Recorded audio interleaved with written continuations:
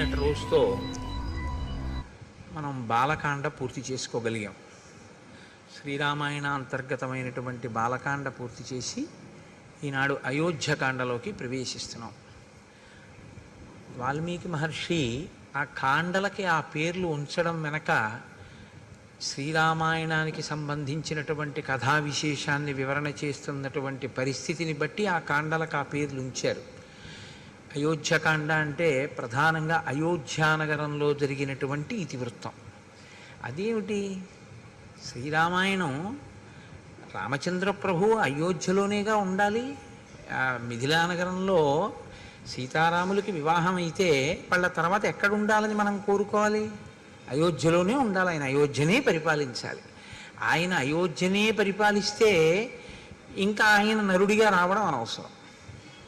ఎందుకని అంటే ఆయన వచ్చిన అవతార ప్రయోజనాలు రెండు: ఒకటి రావణ వధ, రెండు మనుష్యుని యొక్క గొప్పతనాన్ని నిరూపించడం. ఇందులో మనుష్యుని యొక్క గొప్పతనాన్ని నిరూపించడంలో కొంత భాగం జరిగింది ఇప్పటికీ. మిగిలినటువంటిది రావణ సంహారం తర్వాత మళ్ళీ జరగాలి. ఎందుకంటే ఆయన మళ్ళీ రాజారాముడు కావాలి. కాబట్టి అయోధ్యలోనే ఆయన ఉండడు అన్నది సుస్పష్టం. అయోధ్యని విడిచిపెట్టవలసి ఉంటుంది కొంతకాలం. కాబట్టి ఇప్పుడు అయోధ్యని విడిచిపెట్టవలసి ఉంటుంది. కాబట్టి అయోధ్యని విడిచిపెట్టడానికి కావలసిన కారణం ఒకటి అయోధ్యకాండలోనే పుడుతుంది. కాబట్టి ఇప్పుడు అయోధ్యకాండ అని ఆయన పేరు పెట్టడంలో ఉన్నటువంటి రహస్యం అది. కేవలం అయోధ్యలో జరిగిన వృత్తాంతముతో ఉన్నది అయితే రామచంద్రమూర్తి రావణవధానంతరం తిరిగి వచ్చిన తర్వాత కూడా అయోధ్యకాండే అనాలి. కానీ అలా అనలేదు. రామాయణంలో బాలకాండ తర్వాత అయోధ్యకాండ అనడం వెనక ఉన్న రహస్యం ఏమిటంటే సీతారాముల వివాహం అవడం అనేటటువంటిది శ్రీరాముడిగా రామచంద్రమూర్తిని లోకానికి పనికొచ్చేటటువంటి వ్యక్తిగా విశ్వామిత్రుడు అందించి తాను ఉత్తర దిక్కుకు వెళ్ళిపోయాడు. బాలకాండ అన్న పేరంటారా? బాలకాండ అనడానికి కారణం రాముని బాల్యాన్ని వర్ణించింది అని కాదు. ప్రధానంగా బాలుడు అంటే అందుకే గణపతిని ఎప్పుడూ కూడా బాలుడిగా చెప్తారు తప్ప గణపతికి, సుబ్రహ్మణ్యుడికి, వీళ్ళకి యవ్వనంలో ఉన్నవాళ్ళు, వృద్ధాప్యంలో ఉన్న వాళ్ళ కింద చెప్పరు. అసలు ఎప్పుడు బాలుడి కిందే చెప్తారు. బాలుడి కింద ఎందుకు చెప్తారో తెలుసా అండి? బాలుడి కింద చెప్పడానికి ఒక లక్షణం చెప్తారు పెద్దలు. ఇప్పుడు కోపం వస్తుంది పిల్లాడికి, ఏదో నాన్నగారు కాజా ఇవ్వలేదు, కోపం వస్తుంది. ఆ కోపం ఎంతసేపు ఉంటుంది అంటే మనం చెప్పలేము. 2 నిమిషాలు 3 నిమిషాలు ఉంటుంది, పోతుంది. పోయి మళ్ళీ నాన్నగారండి నాన్నగారండి అని వాడే వచ్చేస్తాడు. ఇందాక కోపపడ్డావు కదరా అంటే అసలు ఆ కోపపు ఛాయి కూడా వాడి మనసులో ఉండదు. వాడు నవ్వుతాడు అంతే. వాడికి ఏం జ్ఞాపకం కూడా ఉండదు. నిన్న నాన్నగారు కాజా తేలేదు, నేను నాన్నగారి మీద కోపం పెట్టుకున్నానన్న విషయం కూడా వాడి స్మృతిలో ఉండదు. అంతగా బాలురు ఎలా ప్రవర్తిస్తారో అలా మనం చేసేటటువంటి తప్పిదములను మన్నించి మన కార్యములకు విఘ్నములను తీసేస్తారు. కాబట్టి విఘ్నేశ్వరుడు బాలుడు, విశ్వామిత్రుడు బాలుడు. విశ్వామిత్రుడు బాలుడు అంటే అంత స్వచ్ఛమైనటువంటి హృదయము కలిగినటువంటి వాడు, బ్రహ్మర్షిత్వమును పొందినవాడు. బ్రహ్మర్షిత్వమును పొందినటువంటి విశ్వామిత్రుడు రామచంద్రమూర్తిని బాలకాండలో ఉత్తరోత్తరాలోకానికి పనికొచ్చేటటువంటి లోకాభిరాముడుగా ఎలా తయారు చేశాడో చెప్పిన కాండ విశ్వామిత్రుడి యొక్క జీవితాన్ని వర్ణన చేసిన కాండ. కాబట్టి దానికి బాలకాండ అని పేరు. ఇప్పుడు మనం అయోధ్యకాండలోకి ప్రవేశిస్తున్నాం. అయోధ్యకాండ తిక్కన గారి మాటల్లో చెప్పాలంటే ఊర్జిత కథోపేతంబు అంటారు. తిక్కన గారు మహాభారతంలో విరాట పర్వాన్ని ఆంధ్రీకరిస్తూ దాన్ని ఊర్జిత కథోపేతంబు అన్నారు. ఊర్జిత కథోపేతము అంటే ఏమిటో తెలుసా అండి? మంచి బిగితో కూడి ఉంటుందన్నమాట. అంటే నేను తేలిగ్గా మీకు అర్థమయ్యేటో మాట అనాలంటే సస్పెన్స్ అంటే బాగా తెలిసిపోతుంది. ఊర్జితము అంటే ఏం జరుగుతుంది ఏం జరుగుతుంది అని ఉత్కంఠ. అన్నీ బాగున్నట్టుంటాయి కానీ ఎక్కడో ఏదో జరిగిపోతోందని అనుమానం. ఇది ఎటువైపు నుంచి వస్తుంది అన్నది తెలియదు. సాఫీగా నడిచిపోతున్నటువంటి కథ ముడిపడడం మొదలవుతుంది. ముడిపడి ఇది ఎలా ఎక్కడ తేలుతుంది ఎలా తేలుతుంది అని శ్రోతయందు ఒక ఉత్కంఠని సృష్టిస్తుంది. అలా సృష్టించడం ఎక్కడ మొదలైందో దాన్ని ఊర్జిత కథ అని పిలుస్తారు. బాలకాండ ఊర్జిత కథ కాదు యథార్థానికి. ఎందుకంటే అసలు కొడుకులు లేరు, అశ్వమేధం చేస్తానంటే కొడుకు పుడతాడా పుట్టడా అని మీకు అనుమానం ఏం లేదు. ఎందుకు లేదంటే వెంటనే సుమంత్రుడు చెప్పేశాడు, నేను విన్నానయ్యా ఇంతకుముందే బ్రహ్మమానసపుత్రుడు సనత్కుమారుడి దగ్గర నీకు కొడుకు పుడతాడని చెప్పేశాడు. ఋష్యశృంగుడు ఆశీర్వచనం చేసేశాడు, వశిష్ఠుడు ఆశీర్వచనం చేసేశాడు. కాబట్టి కొడుకులు పుట్టేస్తారు. కాబట్టి అందులో ఊర్జిత కథ అనడానికి ఏముంటుంది? బాలకాండలో ఏం ఉండదు. అయోధ్యకాండ దగ్గరికి వచ్చేటప్పటికి ఊర్జిత కథ. అయోధ్యకాండ ఊర్జిత కథగా మనకి ప్రయోజనం ఏమిటో తెలుసా అండి? మనం గృహస్థాశ్రమంలో ఉన్నటువంటి వాళ్ళం. గృహస్థాశ్రమం అనేటటువంటిది బ్రహ్మచర్యము తర్వాత స్వీకరింపబడేటటువంటి ఆశ్రమం. ఈ గృహస్థాశ్రమంలో ప్రధానంగా పురుషుడు లేదా యజమాని లేదా జీవుడు ఏం చేయాలంటే అర్ధకామములను ధర్మబద్ధం చేసుకుని వైరాగ్యాన్ని సంతరించుకునే ప్రయత్నం చెయ్యాలి. కాబట్టి ధర్మం అంతా గృహస్థాశ్రమంలోనే ఉంటుంది. పట్టుకోవలసింది, అనుష్ఠించవలసింది అంతా ఇక్కడే. బ్రహ్మచారిగా ఉన్నప్పుడు ఏమిటంటే గురువుగారి దగ్గర నేర్చుకోవడం ఒక్కటే ధర్మం, అంతే. అంతకు మించి ఇంకా బ్రహ్మచారికి ఏముంటుంది? ఇంకేం ఉండదు ఆయనకి. కానీ గృహస్థాశ్రమంలోకి వచ్చేటప్పటికి చాలా జటిలంగా ఉంటుంది ఆ స్థితి. చాలా జాగ్రత్తగా ఉండవలసి ఉంటుంది గృహస్థాశ్రమంలో. కాబట్టి ఇప్పుడు రాముడు గృహస్థాశ్రమ ప్రవేశం చేశాడు, సీతాదేవిని చేపట్టాడు. కాబట్టి ఇప్పుడు రాముడు ఒక గృహస్థుగా ఎలా ప్రవర్తించి చూపిస్తాడు. ఇప్పటి వరకు ఒక బ్రహ్మచారిగా ఆయన తల్లితో తండ్రితో గురువుతో, తల్లితో తండ్రితో ఆయన ఎంతవరకు సమన్వయం చెందాడు, ఏం మాట్లాడాడు అన్నది పెద్ద అవకాశం మనకి లేదు తెలుసుకోవడానికి. అంతఃపురంలో ఏదో పిల్లలతో మాట్లాడతారు, అది పెద్ద విశేషం ఏం కాదు. కానీ గురువు గారి దగ్గర ఉండి నేర్చుకున్నది ఏదుందో అది ప్రధానం. అది ఒక్కటే ఉంటుంది బ్రహ్మచర్యంలో. గురువుగారు చెప్పింది వింటూ ఉండడం, గురువుగారి దగ్గర నేర్చుకుంటూ ఉండడం. అది జరిగిందా లేదా? జరిగింది బ్రహ్మచారిగా రామచంద్రమూర్తికి. గృహస్థాశ్రమంలోకి వచ్చేటప్పటికీ అనేక విధములైనటువంటి సమస్యలు తలెత్తుతాయి. పాత్ర మారిపోతుంది. ధర్మం భార్య దగ్గరికి వెడితే భర్తృధర్మం, తమ్ముడి దగ్గర నిలబడితే అన్నధర్మం, గురువు దగ్గరికి వెడితే శిష్యధర్మం, తండ్రి దగ్గరికి వెడితే కొడుకు ధర్మం. ఏ ధర్మానికి ఆ ధర్మాన్ని నిలబెట్టుకుంటూ అన్నిటికన్నా సమున్నతమైనటువంటి ధర్మం ఏదుందో, అంటే వేద ప్రోక్తమైనటువంటి ధర్మం ఏదుందో ఆ ధర్మంతో మిగిలినటువంటివి సమన్వయం చేసుకుంటూ వెడుతూ ఉండాలి. ఇది చాలా సంక్లిష్టమైనటువంటి వ్యవస్థ. ఇందులో మనకి పెద్దలు ఏం చెప్తారంటే, ఈ ధర్మం అనేది మీరు ఎక్కడ తెలుసుకోవాలి అంటే ఒక్క వేదంలోంచే తెలుసుకోవాలి. ఎందుకంటే ధర్మం చెప్పడానికి అధికారం ఇంకెవరికి లేదు. నేను ధర్మం చెప్తానండి అంటే నాకేం అధికారం లేదు ధర్మం చెప్పడానికి. నేను చెప్పింది ధర్మం అవదు, వేదం చెప్పింది ధర్మం అవుతుంది. వేదం చెప్పింది ధర్మం అయితే వేదం చదివి తెలుసుకోగలిగినటువంటి ప్రజ్ఞ ఇవాళ ఎంతమందికి ఉంటుంది? వేదంలో ధర్మం ఇలా ఉంది అని మనం ఎలా చెప్పగలం? చెప్పలేం. కాబట్టి ఋషులు ఏం చేశారంటే స్మృతులు కింద తీసుకొచ్చారు. గౌతముడు ఒక స్మృతి రచన చేశాడు, దాన్ని గౌతమ స్మృతి అంటారు. యాజ్ఞవల్కుడు ఒక స్మృతి చేశాడు, యాజ్ఞవల్క స్మృతి, అత్రి స్మృతి. ఇలా స్మృతులు వచ్చాయి. స్మృతులు ఏం చేస్తాయంటే వేదంలో ఉన్నటువంటి ధర్మసూత్రములను క్రోడీకరించి వాటిని అందంగా ఒక పొందికతో తీసుకొస్తారు. దానికి స్మృతి అని పేరు. శృతి స్మృతి రెండు విరుద్ధంగా ఉండవు. శృతిని స్మృతి అనుసరిస్తుంది. శృతిని స్మృతి ఎక్కడైనా తిరస్కరిస్తే దాన్ని మనం పాటించవలసిన అవసరం ఉండదు, ఎందుకంటే అది ధర్మ విరుద్ధం అవుతుంది. అసలు ధర్మ విరుద్ధమైన విషయాన్ని ఋషి ప్రతిపాదించడం. కాబట్టి శృతికి స్మృతికి మధ్యలో ఏదైనా భేదం ఉందా అంటే అది ఉన్నట్టు నీకు కనపడుతోందేమో, కానీ పెద్దల దగ్గర ఆశ్రయించి నువ్వు తెలుసుకుంటే ఆ భేదం ఉండే అవకాశం పెద్దగా ఏమి ఉండదు. ఋషి ఎప్పుడూ మన ప్రయోజనం కొరకే మాట్లాడతారు.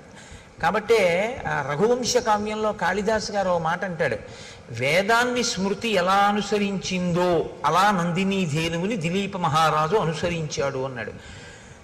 శృతేరివార్థం స్మృతి రన్వగచ్చత్ అన్నాడు. శృతి యొక్క అర్థం వేదం ఏం చెప్పిందో దాన్ని స్మృతి అనుసరించినట్లు దిలీపుడు ఆ గోవుని నందినీ ధేనువుని అనుసరించాడు అన్నాడు. కాబట్టి ఇప్పుడు ధర్మాన్ని పాటించాలి, స్మృతులన్నా తెలిసి ఉండాలి, వేదమన్నా తెలిసి ఉండాలి. నాకు వేదము తెలియదు, స్మృతులు తెలియదు, మరి ఏం తెలుసుకుంటే ధర్మం తెలుస్తుంది? వేదోపబ్రహ్మణమైనటువంటి రామాయణంలో రాముడు ధర్మమూర్తి అయ్యాడు. ఎలా అయ్యాడు? పుట్టుక చేత ధర్మమూర్తి కాలేదు, ధర్మాన్ని అనుష్ఠించి ధర్మమూర్తి అయ్యాడు. కాబట్టి ఇప్పుడు నీవు శ్రీరామాయణం అయోధ్యకాండ ప్రత్యేకించి బాగా అర్థమైతే నీకు అనేకమైనటువంటి ధార్మిక విషయముల మీద అనుమానాలు తీరిపోతాయి. కానీ మీరు దాన్ని చాలా జాగ్రత్తగా అర్థం చేసుకోవలసి ఉంటుంది. అర్థం చేసుకుంటే మాత్రం అసలు గృహస్థాశ్రమంలో ఎలా బ్రతకాలి, ఎలా ఉంటాయి విషయాలు అన్నదాన్ని అసలు అయోధ్యకాండ ఆవిష్కరించినట్లుగా శ్రీరామాయణంలో మిగిలిన కాండలు చూపించలేవు. ఎందుకంటే సుందరకాండ ఉపాసన కాండ, అయోధ్యకాండ గృహస్థాశ్రమ ధర్మములను వివరించేటటువంటి కాండ. అందుకే అయోధ్యకాండ ప్రధానంగా ఎవరు విని తీరాలి అంటే గృహస్థాశ్రమంలో ఉన్నటువంటి వాళ్ళందరూ వినాలి, గృహస్థాశ్రమంలోకి వెళ్ళే వాళ్ళందరూ వినాలి. అంటే మినహాయింపు ఎవరికి ఉంటుంది? బహుశः ఉంటే శ్రీరామాయణాన్ని ఆదరణతో వినేటటువంటి సన్యాసికి తప్ప మిగిలిన వాళ్ళందరూ వినవలసింది.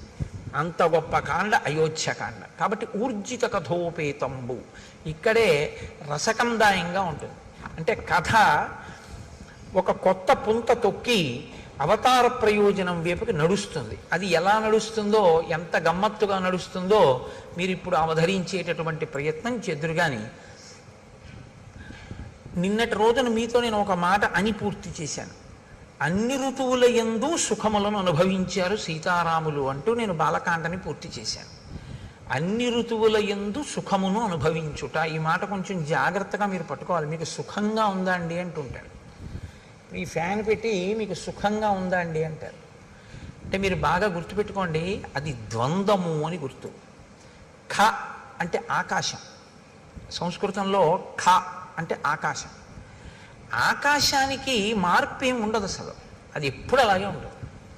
దానిలో మబ్బులు వచ్చాయనుకోండి, మీకు ఇప్పుడు ఆకాశము మేఘావృతమైంది, ఆకాశంలో మబ్బులు తొలగిపోయాయి అనుకోండి, ఆకాశము నిర్మలంగా ఉంది.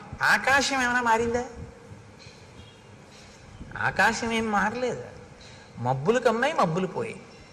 ఖ అంటే ఆకాశం, సు ఖ అంటే మనస్సు, ఖ అంటే ఆకాశం, సు ఖ అంటే బాగున్నట్టు నీకుంటే సుఖ. ఆ సు కాసేపటికి బాగుండనట్టు అనిపిస్తే దుఃఖ. ఖ అలాగే ఉంది, ముందున్న సు మారింది, దు మారింది, అంతే. ఇది పట్టుకోవడమే వైరాగ్యం వైపు వెళ్ళడానికి మొదటి మెట్టు. ఎందుకంటే సు ఎప్పుడూ సుగా ఉండిపోయింది అనుకోండి, సత్యమై కూర్చుంటుంది. అంటే మీకు నేను ఉదాహరణ చెప్పాలి అంటే, నేను అయోధ్యకాండ రాత్రి 11 అయినా చెప్తున్నాను అనుకోండి, మీకు సు దు అవుతుంది. ఎందుకంటే 6:30కి మొదలెట్టింది బాగుంటుంది, 8:30 తర్వాత కొంచెం సు చెరగడం మొదలవుతుంది. 10 అంటే నాకు మీ విషయంలో అలా అనిపించట్లేదు, ఎందుకంటే ఎంత చెప్పినా వింటున్నారు. రాత్రి 12కు కూడా నేను చెప్పడం మొదలెట్టాను అనుకోండి, ఏమో దు అవుతుందేమో, దేవుడు వీడి వదిలిపెట్టడా ఏమిటి మన్నని. కాబట్టి అప్పటి వరకు బాగున్నది అప్పుడు ఎందుకు బాగోలేదు అంటే, అప్పటికి కావలసినటువంటిది ఒకటి ఆవశ్యకమైపోయి దానికి ఇది ప్రతిబంధకం అయిపోయింది. అప్పుడు ఈ సు దు అవుతుంది. ఈ సు దు రెండు తీసేసి ఖాగా ఉండిపోయాడు అనుకోండి, వాడే జ్ఞాని, అంతే. ఇది మీరు పట్టుకోవడంలోనే ఉంటుంది. కాబట్టి అన్ని ఋతువులలోనూ సుఖం అనుభవించేది అంటే, ఆయా ఋతువులలో ఏది తీసుకుని ఎలా ఉంటే సంతోషంగా ఉంటుందో అలా వాళ్ళు ఉన్నారు. శీతాకాలంలో ఏసీ వేసుకు పడుకున్నాడు అనుకోండి, పిచ్చాడు అనుకుంటారు. వేసవి కాలంలో ఏసీ వేసుకు పడుకుంటే సుఖంగా ఉందంటాడు. అంటే ఏ ఋతువులో దేన్ని వాడుకుంటే మనసుకి సంతోషంగా ఉంటుందో అలా వాళ్ళు గడిపారు. అంటే సీతారాములు సంతోషంగా ఉన్నారా? మీకు అనుమానమా? అన్ని ఋతువులలోనూ సంతోషంగా ఉన్నారంటే 365 రోజులు సంతోషంగానే ఉన్నారు. ఇప్పుడు ఈ సంతోషానికి అడ్డేదైనా వచ్చిందనుకోండి, బాగా గమనించండి నేను చెప్పే మాటని. ఇప్పుడు ఈ సంతోషానికి అన్ని ఋతువులలో సీతారాములు సంతోషంగా ఉన్నారు. ఇప్పుడు సీతారాములు అడవికి వెళ్ళిపోతారు. పెద్ద విచిత్రం ఏంటంటే, మీకు తెలియదా నాకు తెలియదా, నేను దాచిపెట్టవలసిన అవసరం ఏముంది అందులో, నేను దాచిపెడితే మాత్రం మీకు తెలియదా? అడవికి వెళ్ళిపోయారు. అడవికి వెళ్ళిపోతే మీరు నేను ఏం చేస్తామంటే ఇలా వేళ్ళు విరిచి అయ్యయ్యయ్యో ఎంత పని చేసిందండి మందర, ఎంత పని చేసిందండి కైకమ్మ, రాముడు అడవికి వెళ్ళిపోయాడు, పాపం ఎంత కష్టపడుతున్నాడో అంటాం. ఆయనకి అది సూ కాదు, దూ కాదు, ఆయన అందుకని నవమి నాడు పుట్టాడు. ఆయన ఏమంటాడంటే, మా నాన్నగారిని సత్యంలో నిలబెట్టి నా ధర్మాన్ని నేను పోషించాను కాబట్టి నాకు సంతోషం అంటాడు. మీకు దుఃఖంలా కనపడుతున్నది రాముడికి దుఃఖం కాదు. అది రాముడికి దుఃఖం అయితే రామాయణం నేను చెప్పక్కర్లేదు, మీరు వినక్కర్లేదు. ఆయనకి ధర్మం కావాలంతే. ధర్మం పట్టుకుని ఉంటే ఆయనకి సంతోషం. ధర్మం వదిలేశాడో రాముడు, అది ఆయనకి ఇబ్బంది. అందుకే అసలు వదలడం. ఎప్పుడైనా వదిలిపెడతాడేమో అన్నట్టు అనిపిస్తుంది ఒక్కొక్కసారి, కానీ వదలడం, దాన్ని పట్టుకుంటాడు. ఇది మీరు రామపాత్ర వైపు నుంచి పట్టుకోవాలి. కదలని రాముడు కదలకుండా ఉన్నా కదిలిపోతున్న పాత్రలు ఎన్నున్నాయో పట్టుకోవడం రామాయణం. కదలని రాముడు కదలకుండా ఉన్నాడు, కదులుతున్నవన్నీ కదలని దాన్ని ఆశ్రయించి కదులుతున్నాయి. మీరు గమనించండి, బండి కదులుతుంది. బండి కదలాలంటే దేన్ని ఆధారం చేసుకుని కదులుతుంది? చక్రాలను ఆధారం చేసుకుని కదులుతున్నాయి. చక్రాలు దేనికి బిగింపబడి ఉంటాయి? ఒక ఇరుసుకుంటాయి. ఇరుసలా ఉండి చక్రాలు తిరుగుతూ ఉంటాయి. ఒక తిరగనిది తిరుగుతున్న దాని మీద ఉంటుంది. కదలని బండి కదులుతున్న చక్రాల మీద ఉంటుంది. కదులుతున్న చక్రాల వల్ల బండి కదులుతూ ఉంటుంది తప్ప అసలు అది కదలదు. లేదా కదలని దాన్ని ఆధారం చేసుకుని కదులుతూ ఉంటాయి చక్రాలు. అప్పుడు మీరు ఇరుసు కదలటం లేదు, చక్రాలు బిగింపబడి ఉన్నాయనుకుంటే. అలా లోపల కదలని రాముణ్ణి ఆధారం చేసుకుని కదిలిపోతున్న పాత్రలు కదిలిపోవడం మొదలవుతాయి అయోధ్యకాండ నుంచి. ఇంకా ఇది అయోధ్యకాండ నుంచి మీరు ఆ కోణంలో చూడవలసినటువంటి ఒక దృక్కోణం రామాయణాన్ని. అందుకని ఈ కదలికని చూపించడం గచ్చతా, కదులుతున్నాయి. ఇక నుంచి నువ్వు జాగ్రత్తగా కదులుతున్నాయంటే కదలనిదేది, కదులుతున్నదేవి, ఇది చూడటం నేర్చుకో. ఇది వాల్మీకి హృదయం. గచ్చత అని మొదలెట్టారు ఆయన. గచ్చత అంటే వెళ్ళిపోయెను, వెడలిపోయెను అన్న మాటతో మొదలు పెట్టారంటే అది కదలిక. వెళ్ళడం అంటే కదలిక కదండి. ఈ కదలిక ఏ కదలని దాన్ని ఆధారం చేసుకుని కదలడం మొదలు పెట్టాయన్నీ. ఇది నువ్వు పట్టుకోగలిగితే కదలని వాడెవడో, దేని వలన కదలడో నువ్వు పట్టుకోగలవు. ఇది అయోధ్యకాండలో మీరు చాలా జాగ్రత్తగా పరిశీలించాలి. అలా కదలకపోవడానికి కారణం ఏమిటంటే ఆయన పట్టుకున్న ధర్మం రాముడిది. ఇప్పుడు గచ్చతామాతులకులం భరతేన తదానఘ శత్రుఘ్నో నిత్యశత్రుఘ్నో నీత ప్రీతి పురస్కృత. గచ్చతా మాతుల కులం. మాతుల కులం అంటే మేనమామ గారి ఇల్లు. భరతుని యొక్క మేనమామ యుధాజిత్, కేకయరాజు యొక్క కుమారుడు. యుధాజిత్ పెళ్లికే వచ్చాడు. జనక మహారాజు గారి యొక్క నగరానికి, మిథిలా నగరానికి వచ్చాడు. వచ్చి పెళ్ళి అయిపోగానే భరతుణ్ణి శత్రుఘ్నుణ్ణి నేను తీసుకెళ్తానని అడిగాడు. లేదా భరతుణ్ణి అడుగుతాడు కదండి, శత్రుఘ్నుణ్ణి అడగాడు. ఎందుకంటే భరతుడు కదా మేనల్లుడు. కాబట్టి భరతుణ్ణి అడుగుతాడు, ఒరే నిన్ను తీసుకెళ్దామని వచ్చాను రా, నీ పెళ్ళి అన్నారు అక్కడికి వచ్చాను, పెళ్ళి అయిపోయింది కదా, ఏదో నిన్ను తీసుకెళ్ళి సరదాగా నీతో గడపాలనుంది నాకు కొన్నాళ్ళు, అందుకు వచ్చాను, కాబట్టి నిన్ను తీసుకెళ్దాం అనుకుంటున్నాను అంటే భరతుడు తప్పకుండా వస్తాను మామయ్య అంటే కదా దశరథుడిని అడగడం వెళ్తానని. మీరు బాగా ఆలోచించండి. ముందు అసలు భరతుడు ఒప్పుకుంటే కదండి దశరథ మహారాజు గారిని అడగడం. దశరథ మహారాజు గారు భరతుడిని పిలిచి నువ్వు మీ మేనమామ ఇంటికి వెళ్ళిపోని అనరు. ఎందుకనరు? ఒక్కటే కారణం, కొత్తగా పెళ్ళయింది. తన భార్యతో కలిసి వచ్చాడు అయోధ్యకి, మాండవితోటి. శత్రుఘ్నుడు శృతకీర్తితో వచ్చాడు. పిలిచి ఒరే మీ ఇద్దరు మేనమామ ఇంటికి వెళ్ళండి రా అని ఎందుకంటాడు ఆయన మధ్యలో? అనడు. కాబట్టి ఇప్పుడు యుధాజిత్తు భరతుడిని అడిగాడు, భరతుడు దశరథుడిని అడిగాడు, దశరథుడు వెళ్ళన్నాడు. ఇది ఊర్జిత కథోపేతంబు. అలా అంటాడా ఏ తండ్రి అయినా? ఇప్పుడేమిట్రా మేనమామ ఇంటికి, మొన్ననే కదా పెళ్ళయింది, కొత్తగా నలుగురు వచ్చారు, కోడళ్ళు, ఏదో సంతోషంగా ఉన్నాం కదా, ఇప్పుడు నువ్వు వెళ్ళిపోతానంటే ఏమిటి? పైగా మీరు ఆలోచించండి, భరతుణ్ణి దశరథుడు పంపించేశాడు అనుకోండి. బాగా ఆలోచించండి మీరు. భరతుణ్ణి సరే వెళ్ళు మేనమామ ఇంటికి అన్నాడు. రాముడు సీతమ్మతో, లక్ష్మణుడు సుమిత్రతో, శత్రుఘ్నుడు శృతకీర్తితో అక్కడే ఉంటారు. కొడుకు కోడలు కూడా లేకుండా ఉండిపోయింది ఎవరై ఉంటారు?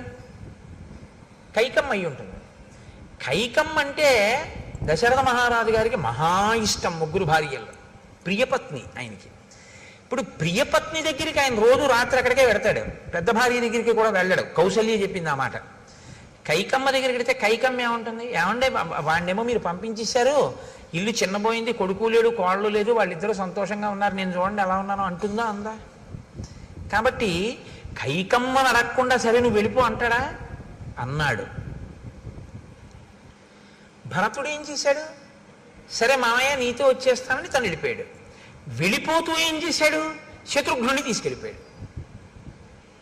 అసలు మొదటి శ్లోకంలో ఉందండి పట్టంతా అయోధ్యకాండలో.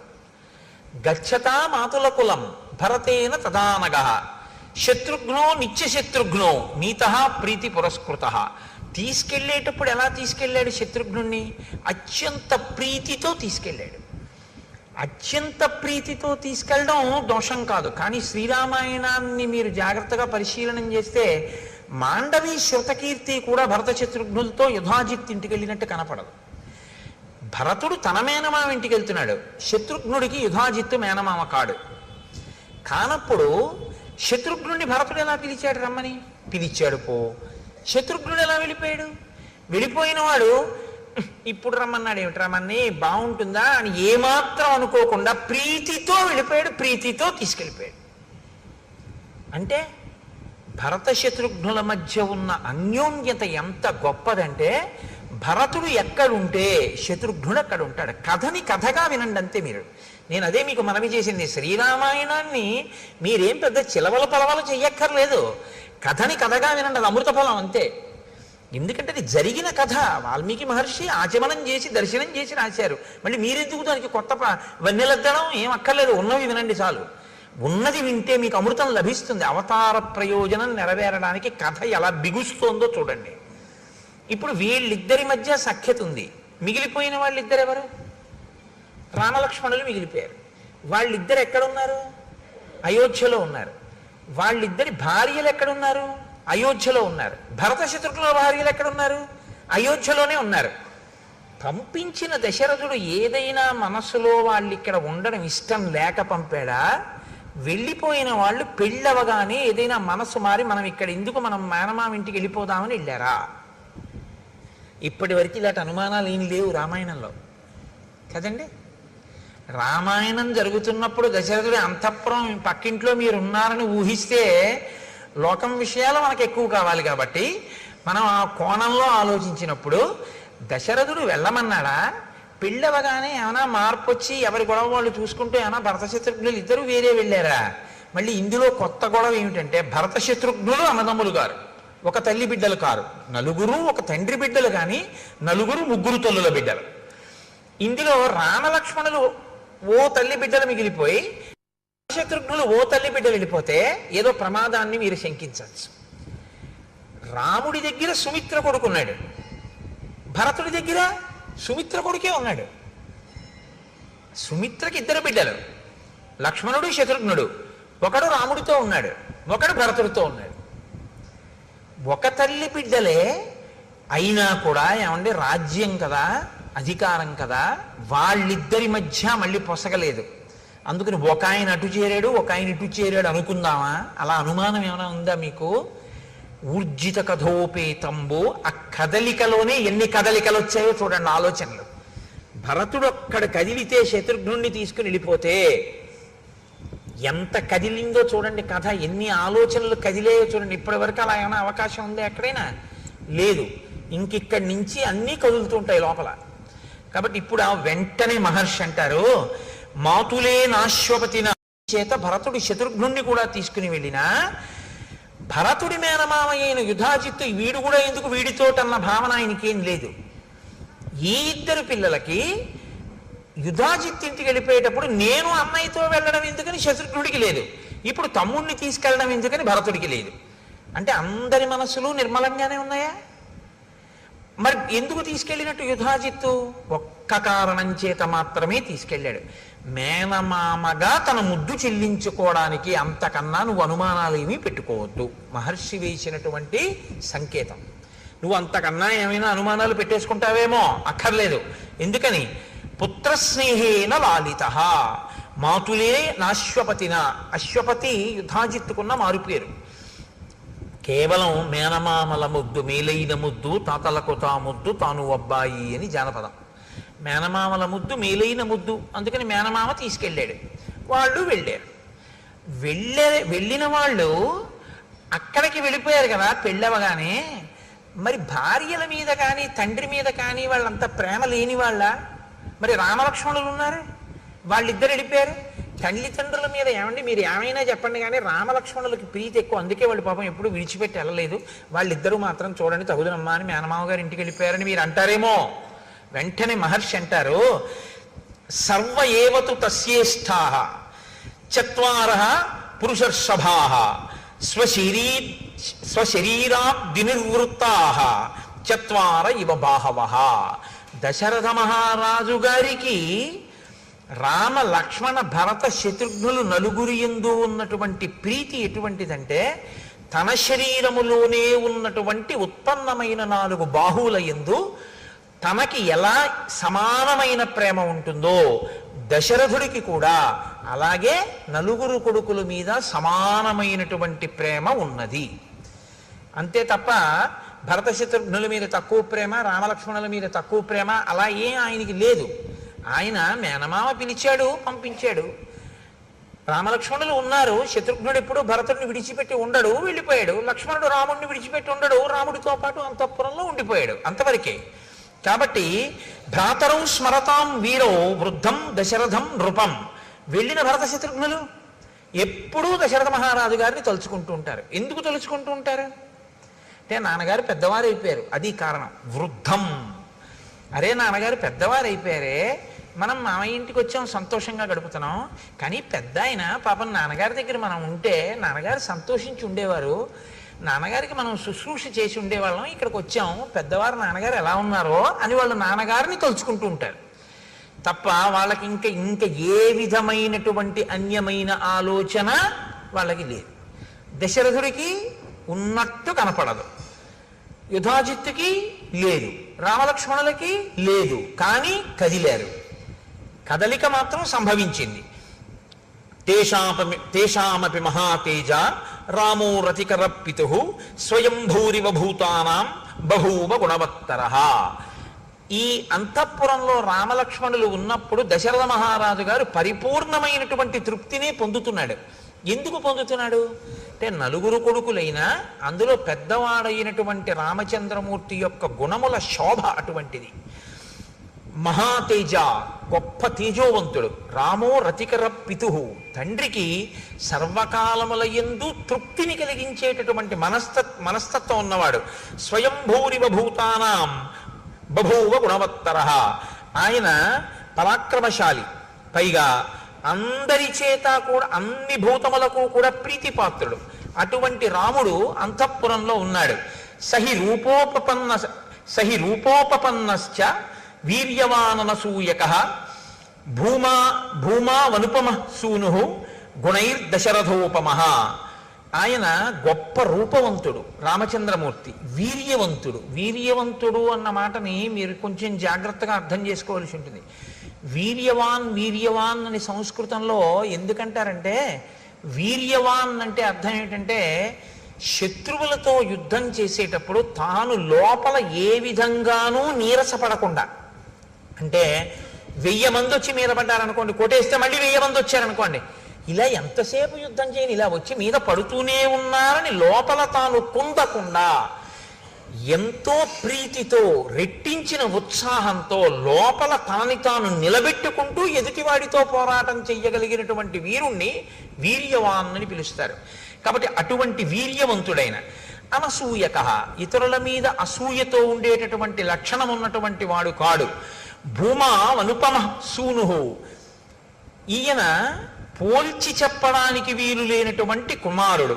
గుణైర్ దశరథోపమః, దశరథుని యొక్క కుమారుడైనటువంటి రామచంద్రమూర్తి అన్ని గుణముల చేత శోభించి అందరి యొక్క మన్ననలను పొంది ఉన్నాడు.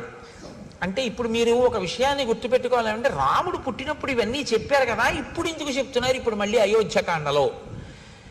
ఇది మహర్షి ఊరకనే చెప్తున్న మాటలు కావు.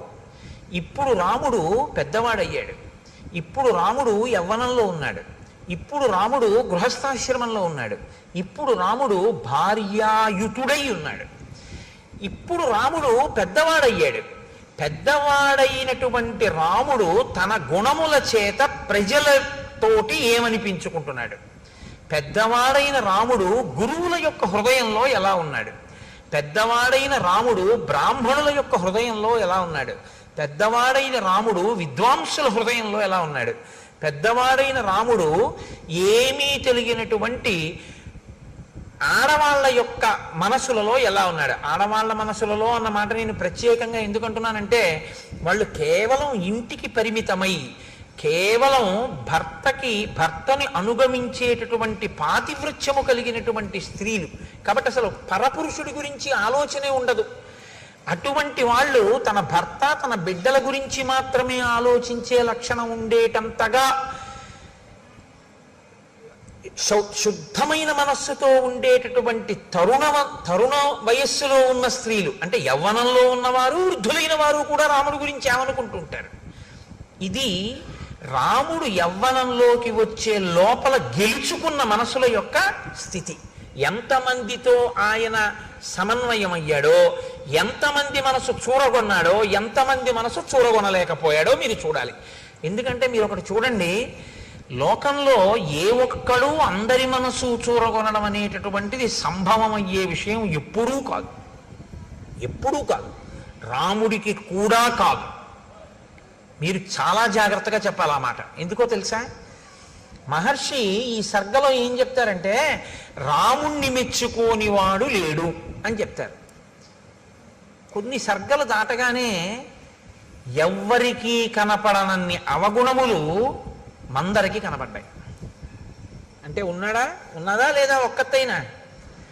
ఆ తర్వాత ఆయన వల్ల భయపడవలసిన స్థితిగా కైకమ్మకి కనపడింది. ఒకరిద్దరయ్యారా లేదా? కాబట్టి మీ ప్రయత్నంతో మీరు గెలుచుకోవడం సాధ్యం కాదు. మీ మంచితనాన్ని అర్థం చేసుకోగలిగిన స్థితి కూడా లోకానికి ఉండాలి. అప్పుడు మీరందరితో మంచివారు అనిపించుకుంటారు. కానీ నేను ఏ తప్పు చేశానని నన్ను చెడ్డవాడన్నాడండి అని మీరు బాధపడకూడదు. ఎందుకంటే అది వాళ్ళ సంస్కారం, అంతే. మీరేం చేస్తారు దానికి? రాముడు అంత జాగ్రత్త తీసుకున్నాడు. ఊరుకున్నాడా రజకుడు? ఎక్కడో ఏడాది పాటు సీతమ్మ తల్లిని రావణాసురుడు కొలువుకూటంలో ఉన్నదాన్ని తీసుకొచ్చి ఏలుకున్నటువంటి వెర్రి రాముడు నేనటువంటి వాణ్ణి కానన్నాడు. అన్నాడా లేదా? అగ్ని పరీక్ష చేస్తే మాత్రం ఊరుకున్నాడా? అనేవాడు అంటూనే ఉంటాడు. ఆ అన్నవాడు ఎన్నాళ్ళు అన్నాడని అడిగారు. పుర్రె మారిపోయిందేమో కానీ వాడికి ఆ వాచాలత్వం అలవాటు ఉండిపోయి ఆయన ద్వాపరయుగం వరకు అంటూనే ఉన్నాడు. ఆఖరికి కృష్ణుడు కనబడితే కూడా అన్నాడు. అంటే అప్పుడు పక్కనున్న బలరాముడు అన్నాడు, ఈ అలవాటు ఇవ్వాల్టిది కాదన్నాయా, నువ్వు రాముడుగా ఉన్నప్పటి నుంచి ఉందిరా తమ్ముడు, అప్పుడు ఇలాగే వాగాడు వదిన మీద. ఇహ ఈ పుర్రె తనంత తాను మారదు, ఈ పుర్రె నువ్వు పగలగొట్టే అన్నాడు. అంటే అప్పుడు కృష్ణుడు పగలగొట్టేశాడు ఆ పుర్రె. అంత మౌఢ్యంతో ఉంటారు ఒక్కొక్కళ్ళు. కాబట్టి వాళ్ళకి మీరు మంచి అవ్వాలి అని మీరు కోరుకోకూడదు కూడా. మీరు ధర్మపదంలో ఉన్నారా లేరా? అంతేగాని నాకు 198 మందే మంచివారు అన్నారండి, 2 ఓట్లు రాలేదని దాని గురించి బాధపడిపోకూడదు. అలా ఉండదు లోకంలో. ధర్మాన్ని మీరు పట్టుకున్నారా లేదా అంతవరకు.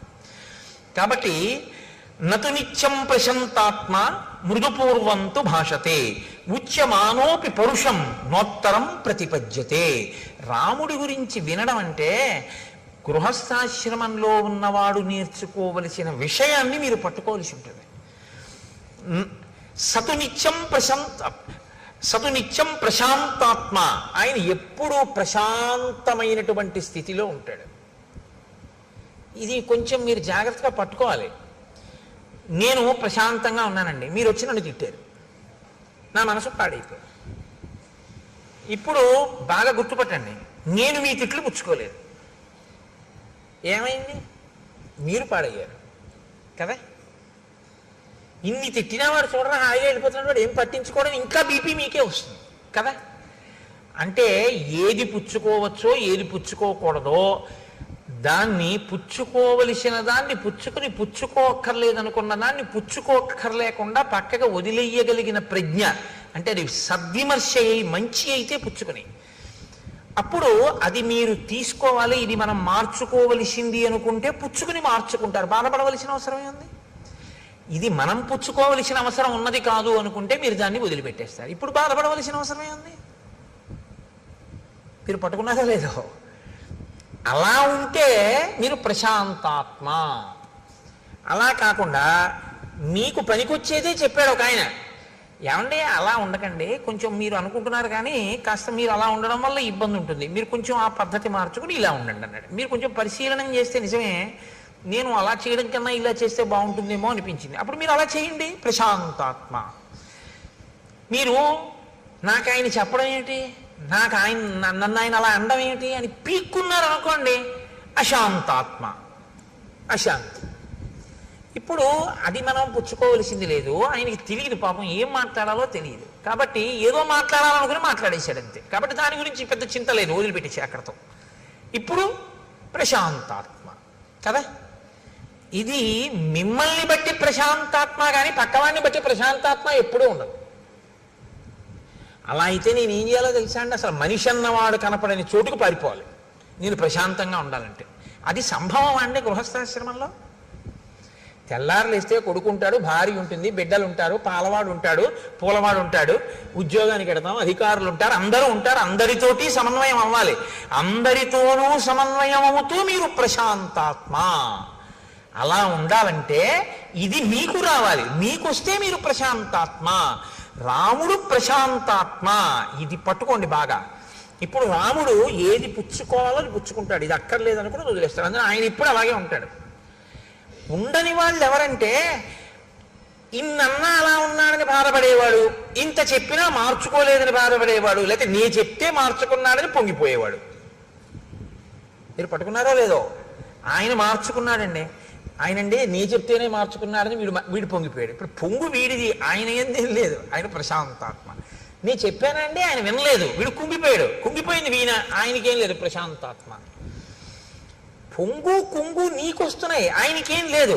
రామాయణంలో కదలికలు ఇలా ఉంటాయి, కదలని వాడెవరు. ఇది ఎంత గుంభనంగా చెప్తాయో చూడండి శ్లోకాలు. ఇది రాముడికా మీకు కూడానా? మీకు కూడా. రక్తపోటు ఎందుకు వచ్చింది అంటే ఆందోళన వలన. ఆందోళన వలన ఎందుకు వచ్చింది అంటే ప్రతి చిన్న విషయానికి కదిలిపోతాడు. అలా కదిలిపోకుండా ఉండాలంటే ఏమిటి మార్గం అంటే శ్రీరామాయణం ఒక పెద్ద మనస్తత్వ శాస్త్రము. మీకు ప్రశాంతంగా జీవితం చేసుకునేటటువంటి మార్గాన్ని శ్రీరామాయణం ఉపదేశం చేస్తుంది. అలా ఉండడానికి ఏం చేస్తూ ఉంటాడండి ప్రశాంతాత్మ? మృదుపూర్వంతో భాషతే. చాలా మృదువుగా మాట్లాడతాడు. అదేమి కఠినంగా ఉండదు ఆయన మాట్లాడితే. కానీ ఏమండి చాలా వ్యగ్రతతో లోపల కడుపులో మండిపోయి చెప్పవలసిన మాట చెప్పవలసి వస్తే ఎలా చెప్తాడు? ఏ కేకలేం వేయడైనా చక్కగా చెప్తాడు. నా సంకుచిత పంథాహ ఏనవాలి హతోగత అంటాడంతే. వాలి వెళ్ళిపోయిన మార్గం మూసుకుపోలేదని సుగ్రీవుడికి చెప్పు అంటే, మాట వినకపోతే వాళ్ళ అన్నయ్య ఎటు వెళ్ళాడో అటు వెళ్ళిపోతాడని చెప్పు అంటే చచ్చిపోతాడని చెప్పు. చక్కగా మాట్లాడతాడు. ఎంత అందంగా మాట్లాడతాడో. ఎవరో సరే ఎందుకులేండి, ఇప్పుడు ఏదో రామాయణం మృదువుగా మాట్లాడేదానికి కఠినంగా మాట్లాడే ఉదాహరణ నేను చెప్పడం ఎందుకు. కాబట్టి మృదుపూర్వంతో భాషతే, మృదువుగా మాట్లాడతాడు. కాబట్టి ఆయన లోపల కదలడు. ఒకవేళ నిష్కారణంగా ఎవడో కటువుగా మాట్లాడితే మరి అప్పుడు ఏం చేస్తాడండి? ఉచ్యమానోపి పరుషం నోత్తరం ప్రతిపద్యతే. అవతల వాడు చాలా ఉద్రేకంగా మాట్లాడుతున్నాడు, ఇప్పుడు తాను కానీ మళ్ళీ మాట్లాడితే అది ఖచ్చితంగా ఉద్రేకానికే వెళుతుంది. అప్పుడు ఆయన మాట్లాడు, ఆయన మౌనంగా ఉంటాడు. ఆయన మౌనంగా ఉండి అవతల వాడిని బాగా మాట్లాడనిస్తాడు. ఎంత ఉద్రేకపడగలడో అంత ఉద్రేకపడనిస్తాడు. ఆయన నిశ్శబ్దంగా అవేం పుచ్చుకోడు. పుచ్చుకుంటే కదండి వచ్చిన బాధ. ఇప్పుడు నన్ను తిట్టాలని మీరు అనుకున్నారనుకోండి, అనుకుని నన్ను తిట్టేశారు, కానీ నేను అప్పుడు నిద్రపోతున్నాను. ఏమైనా ప్రయోజనం ఉందా? మీరు తిట్టారని కూడా నాకు తెలియదు. లేచుండి నేను పుచ్చుకోపోయినా అంతే. మీరు 1000 రూపాయలు ఇస్తే నేను పుచ్చుకోలేదనుకోండి, నేను ఆయనకి 1000 రూపాయలు ఇచ్చానండి అని మీరు అనగలరా? నేను పుచ్చుకుంటే కదా మీరు నాకు ఇచ్చినట్టు. మీరు తిట్టారు, మీరు తిట్టానని మీరు అనుకుని ఉద్రేకపడాలంతే, నేను పుచ్చుకుంటే కదా. ఇది రాముని యొక్క స్వభావం. ఇది యథార్థానికి ఏంటంటే రాముడు అలా ఉన్నాడంటే ప్రశాంతాత్మ, నువ్వు కూడా అలా ఉండాలనుందా? రాముడు ఇలా ఉన్నాడు, నువ్వు అలా ఉండు. మార్గాన్ని చెప్తున్నారు మహర్షి. ఎందుకంటే గృహస్థాశ్రమంలో మనం వివిధమైనటువంటి వ్యక్తులతోటి సందర్భంలోకి వస్తాం. నాకు ఒక మిత్రుడు ఉండేవాడు, ఎప్పుడూ ఎవరినో ఒకళ్ళని తిట్టేవాడు. రోజు ఆఫీసులో రోజు దెబ్బలాడేవాడు. మొన్న మా అమ్మాయి పెళ్లి భోజనానికి వస్తే నేను అన్నాను కూడా, నీ గురించి ఉపన్యాసంలో చెప్తున్నాను ఆయన ఈ మధ్యని. అంటే అతను అన్నాడు, నేను రోజున అన్నాను, ఏమయ్యా నువ్వు రోజు ఎవరో ఒకరితో దెబ్బలాడతావు కదా, అసలు ఎవ్వరూ దెబ్బలాడకుండా నువ్వు దెబ్బలాడినా మౌనంగా ఉన్నారనుకో, ఏం చేస్తావయ్యా, ఎలా దెబ్బలాడతావు అన్నాను. దెబ్బలాడకపోతే నాకు నిద్ర పట్టదండి కోటేశ్వరారు అన్నాడు. మరి దెబ్బలాడకపోతే ఎవ్వరూ దెబ్బలాడకుండా అందరూ మౌనంగా ఉన్నారు, నువ్వేమన్నా ఊరుకున్నారు, ఏం చేస్తావు అన్నాను. మా ఆవిడితో దెబ్బలాడతానన్నాడు. మీ ఆవిడ దెబ్బలాడకపోతే అన్నాను. మా ఆవిడితో ఎలా దెబ్బలాడాలో నాకు తెలుసు అన్నాడు. నేను తెల్లబోయాను, ఎలా దెబ్బలాడతావు అన్నాను. ఆవిడని ఎలా దెబ్బలాడగలవు నువ్వు ఆవిడతో అన్నాను. ఏముంది, ఇంటికి వెళ్ళి అడుగుతాను, ఉత్తరాలు ఏమైనా వచ్చాయా అని అడుగుతాను. వచ్చాయి అందనుకోండి.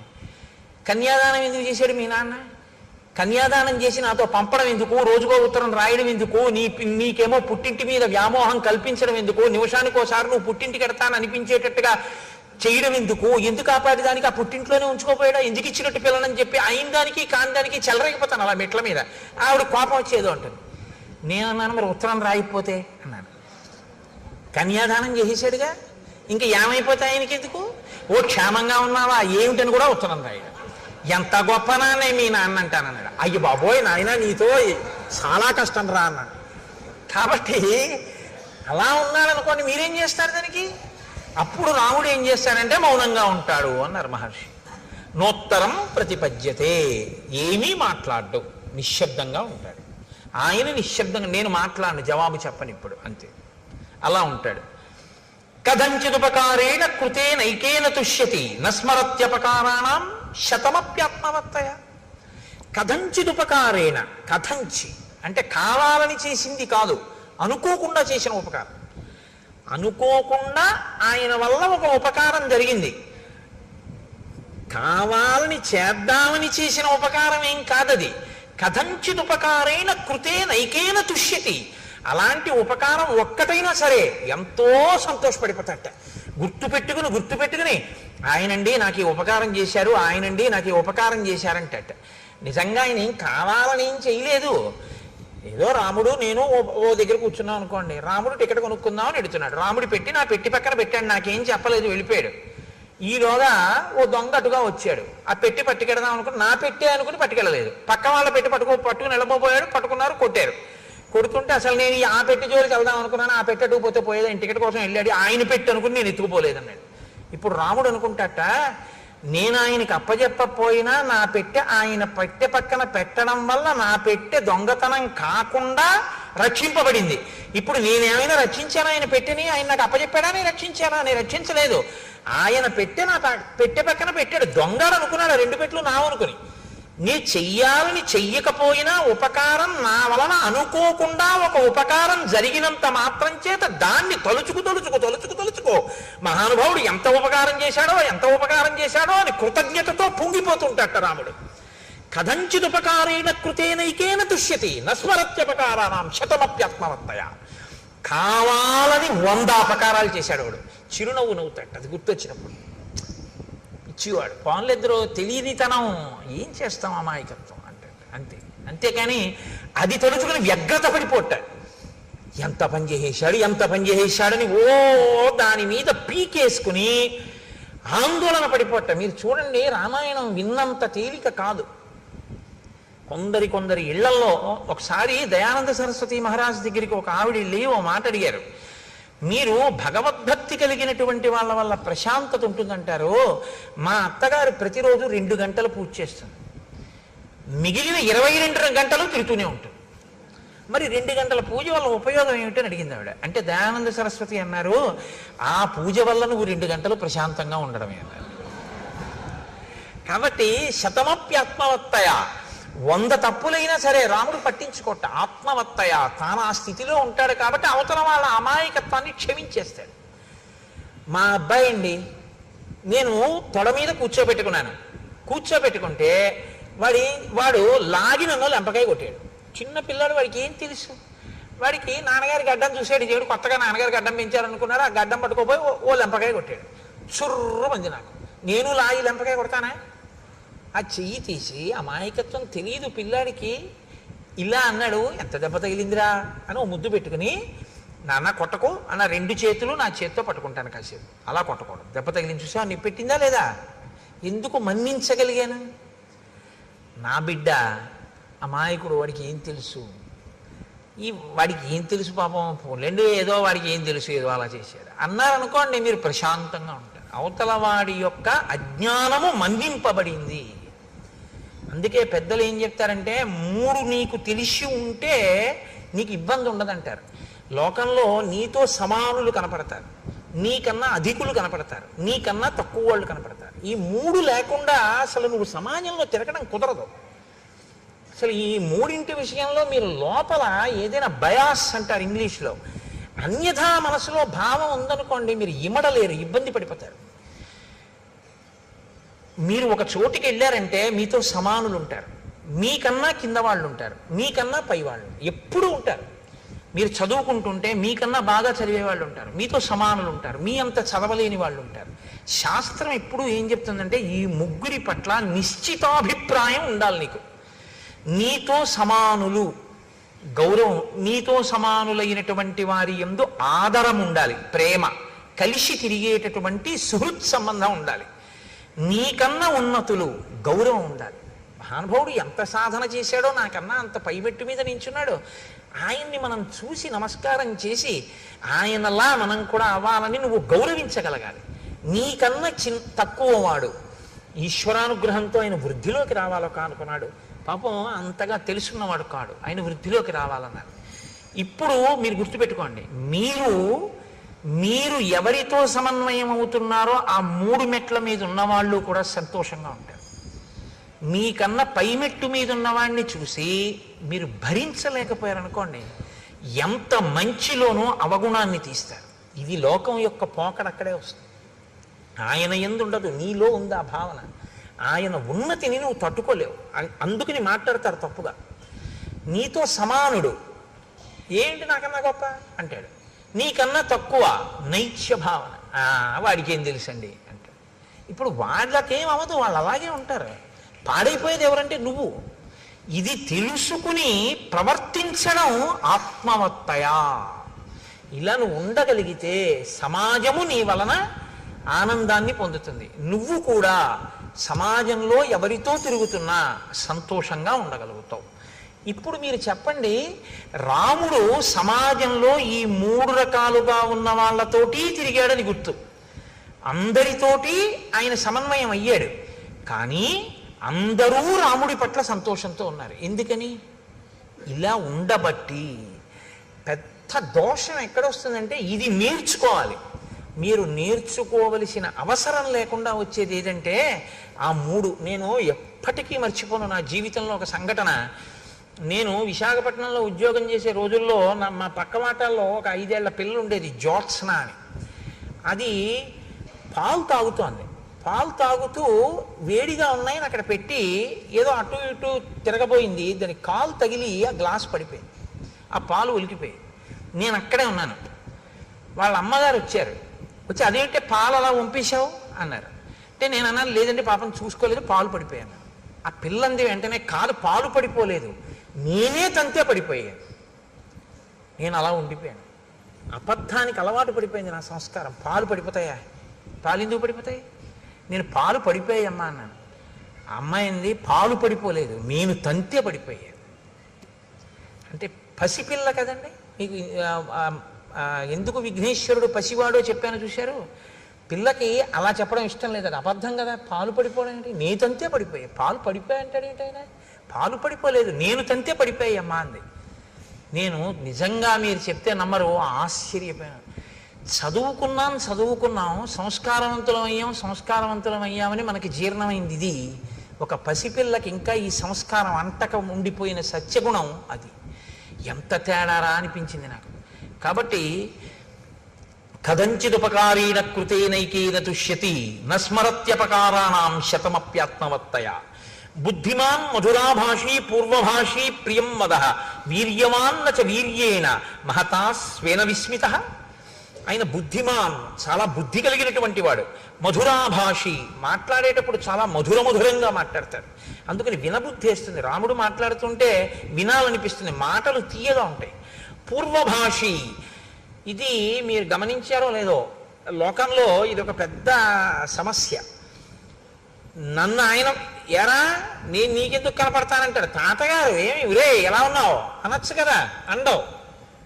ఇందాక నుంచి చూస్తున్నాను రా, నువ్వు నన్ను పలకరిస్తావేమో అని, నేను ఎందుకు కనపడతాను నీకు అంటాడు. అదేంటి తాతగా నేను చూడలేదు, అదేలే అంటాడు. ఎందుకు ఆ మాట? ఎలా మనవడా ఎలా ఉన్నావు అని ఈయన అనకూడదా ముందు? అంటే నేను తాతని, నేను పెద్దవాడిని, ఈ మధ్యనే వీడికి ఉద్యోగం వచ్చింది, వీడు నన్ను పలకరించట్లేదు, వీడికి అతిశయం ఎక్కువైపోయింది, ఇది నీ మనసులో భావన. పాప ఆ పిల్లాడు చూడలేదు. రాముడుట అది కాదుట, పూర్వభాషి. ముందు రాముడు మాట్లాడతాట. రాముడిని ఎవరైనా పలకరించారనుకోండి చిన్నపుచ్చుకుంటాట. అయ్యో అదే నేను మాట్లాడలేదు, పాపం వాళ్ళే వచ్చి పలకరించారు ఏమిటని. నువ్వు అందరినీ రాముడే ఏమో బాగున్నారా, ఏమన్నా అయ్యా బాగున్నారా అని రాముడే పలకరిస్తాట. పూర్వభాషి అంటే ఇంకోళ్ళు నన్ను పలకరించడం, నేను వాళ్ళని పలకరించాలి కదా ప్రేమగా అని చిరునవ్వుతో పలకరిస్తాట. హృదయ సంస్కారం అది. కాబట్టి పూర్వభాషి.